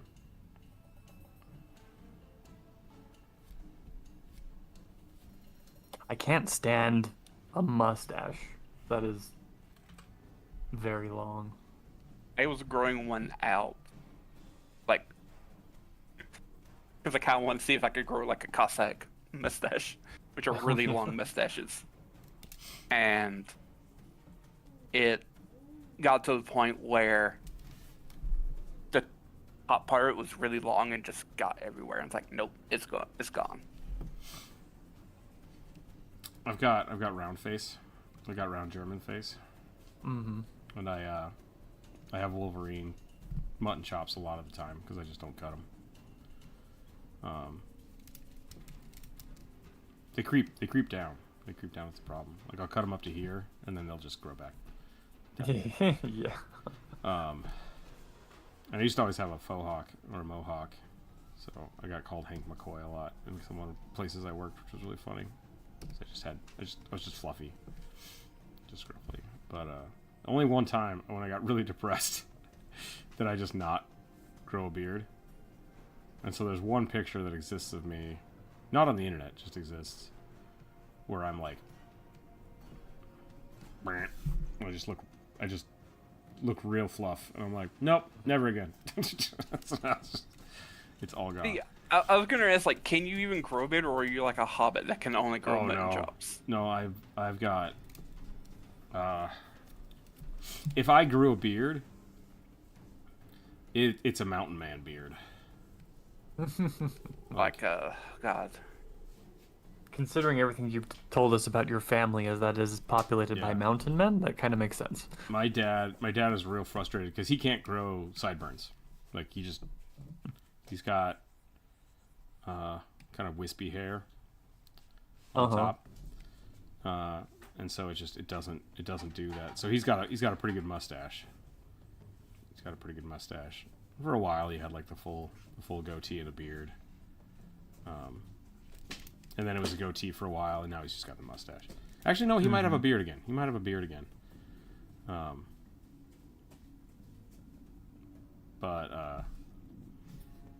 Yeah, that's pretty close. That's pretty close. If I did not shave, would I have the Jeremiah Johnson? That's the thing. I was like, what was that guy's name again? Let me think. I don't have a lot of a neck. He doesn't look like he has a bunch of neck either. Yeah, that's what I'm saying. So like, I think that's probably what would happen. So I think it would look something like this. My great uncle, who I've only ever seen pictures of, he always had like a really thin pencil mustache, like Walt Disney, or like, this might be a reference that no one gets, Tennessee Ernie Ford. No, that one's over my head. Yep, he's a singer. But it just has a very thin, or had a very thin mustache. Right now, deliberately thin.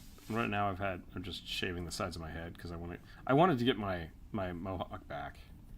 Yeah. And so I just keep shaving the sides of my head, but I don't have anyone to actually like contour the mohawk, so it would be like this long right now.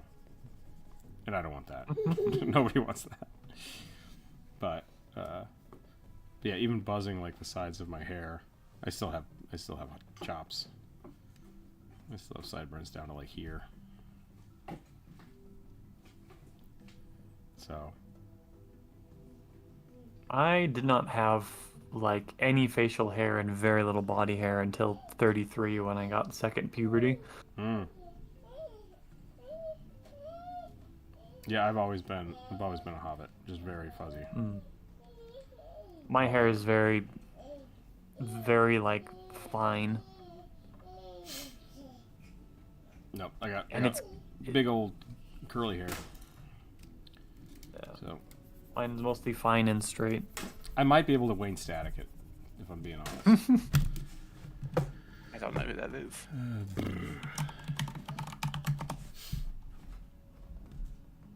Oh, Wayne Static does. He shaves his face. He's got the underbeard. Ugh. Hold on. Chin straps. I hate a neck beard. This guy.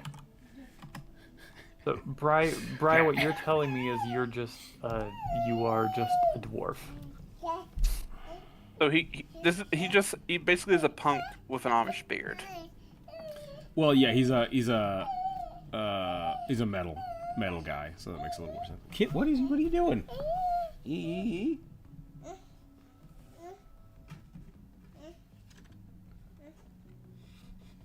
Yeah. Hi, kid.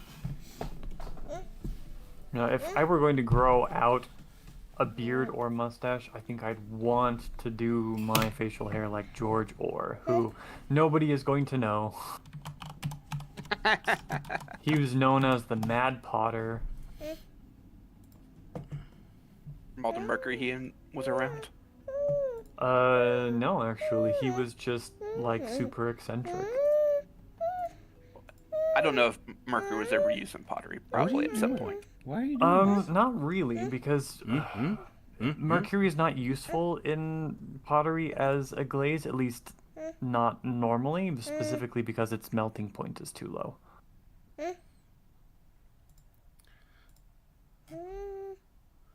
I should grow a beard just to grow a beard and see what happens. Then braid it. Oh, no, I would not do that. Embrace your full crotchety dwarf persona. There's a very good chance that if I grew a beard, it would look like this. This is what I assume my beard would look like.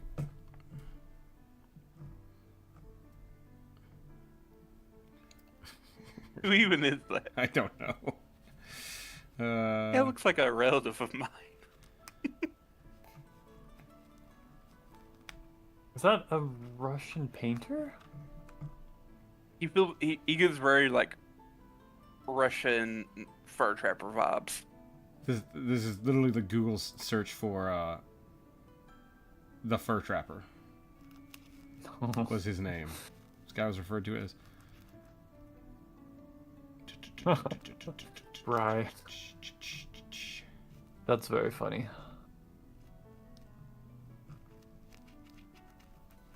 National Cowboy Museum in Montana. Never had a desire to go there. Okay.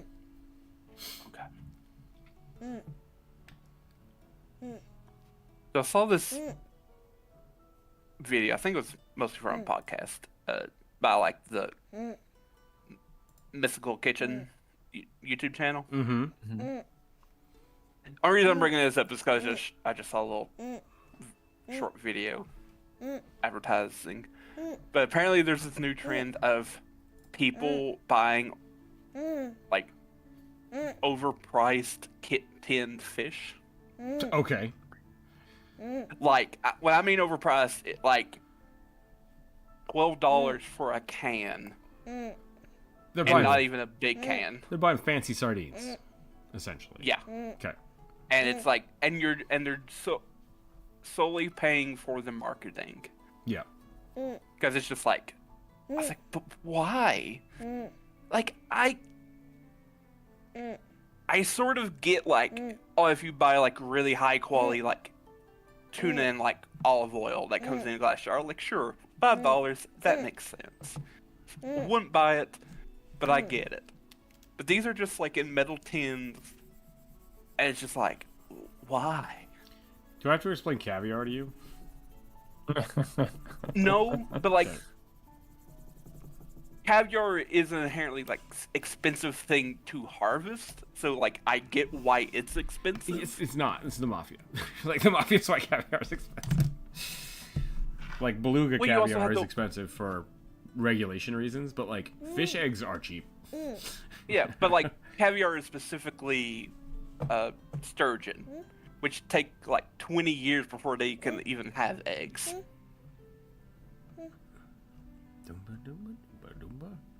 See here. Yeah, and the main culprit for it is called fishwife. And it's just like, it's so... It's called a trend and it's stupid. Yeah. Yeah. I don't have any. So- I don't have any defense of it. This is And, why like- we don't chase trends. Yep. And like, they were kind of... Like, I kind of get why they're able to do it, because under COVID, people were scraping the barrels for food. So like, sales of tinned fish went through the roof. Sure. And so people were like, there's a market for this now. It's like, it's so weird. I mean, I think there's a lot of like that kind of trendy marketing is. There have always been bakers. expensive tinned fish. I'll put that out. Yeah. But I do think like, God, I just saw somebody talking about this. Preserved in lemon. Everybody starts selling bottled water, and then somebody starts selling mineral water, right? Like this is a premium version of it, and people focus on that, right? So like, whenever something starts becoming saturated and the market starts dipping, the only way to make a better profit on it is to create a higher luxury version of it. Like that's just the way the market trends work. So it doesn't surprise me. You're right, because like during COVID, like even we started buying sardines just because like, hey, this is a great chunk of way to get fish, and I'm like, this is disgusting and I hate it. But jump rope That's for times. I would But also, rather I will starve. say, bro, though, sparkling water used to actually be something unique before we learned how to carbonate it. Because it used to be from like actual springs. Yeah, natural springs. Okay. Okay, I gotta call it. It also tasted like sulfur because it only Yep. comes. It only comes from. It only is formed naturally in volcanic areas. This kid's about to scream. So the same thing with pickles. Yeah, like pickles got really popular. Now all of a sudden you can buy like expensive singular pickles that are like gourmet pickles. It's like, Did you ever see the little video? Sorry, I gotta know if end it the was like stream here. The kid's gonna start screaming. So thanks for hanging out today, everybody. Stay happy, stay healthy, keep your dice on the table. We'll catch y'all next week, and have a wonderful, wonderful weekend. Bye. Bye. Thanks for hanging out today, Druid and Corvus. Yeah. Appreciate it. Okay, sorry. Go ahead, Corvus.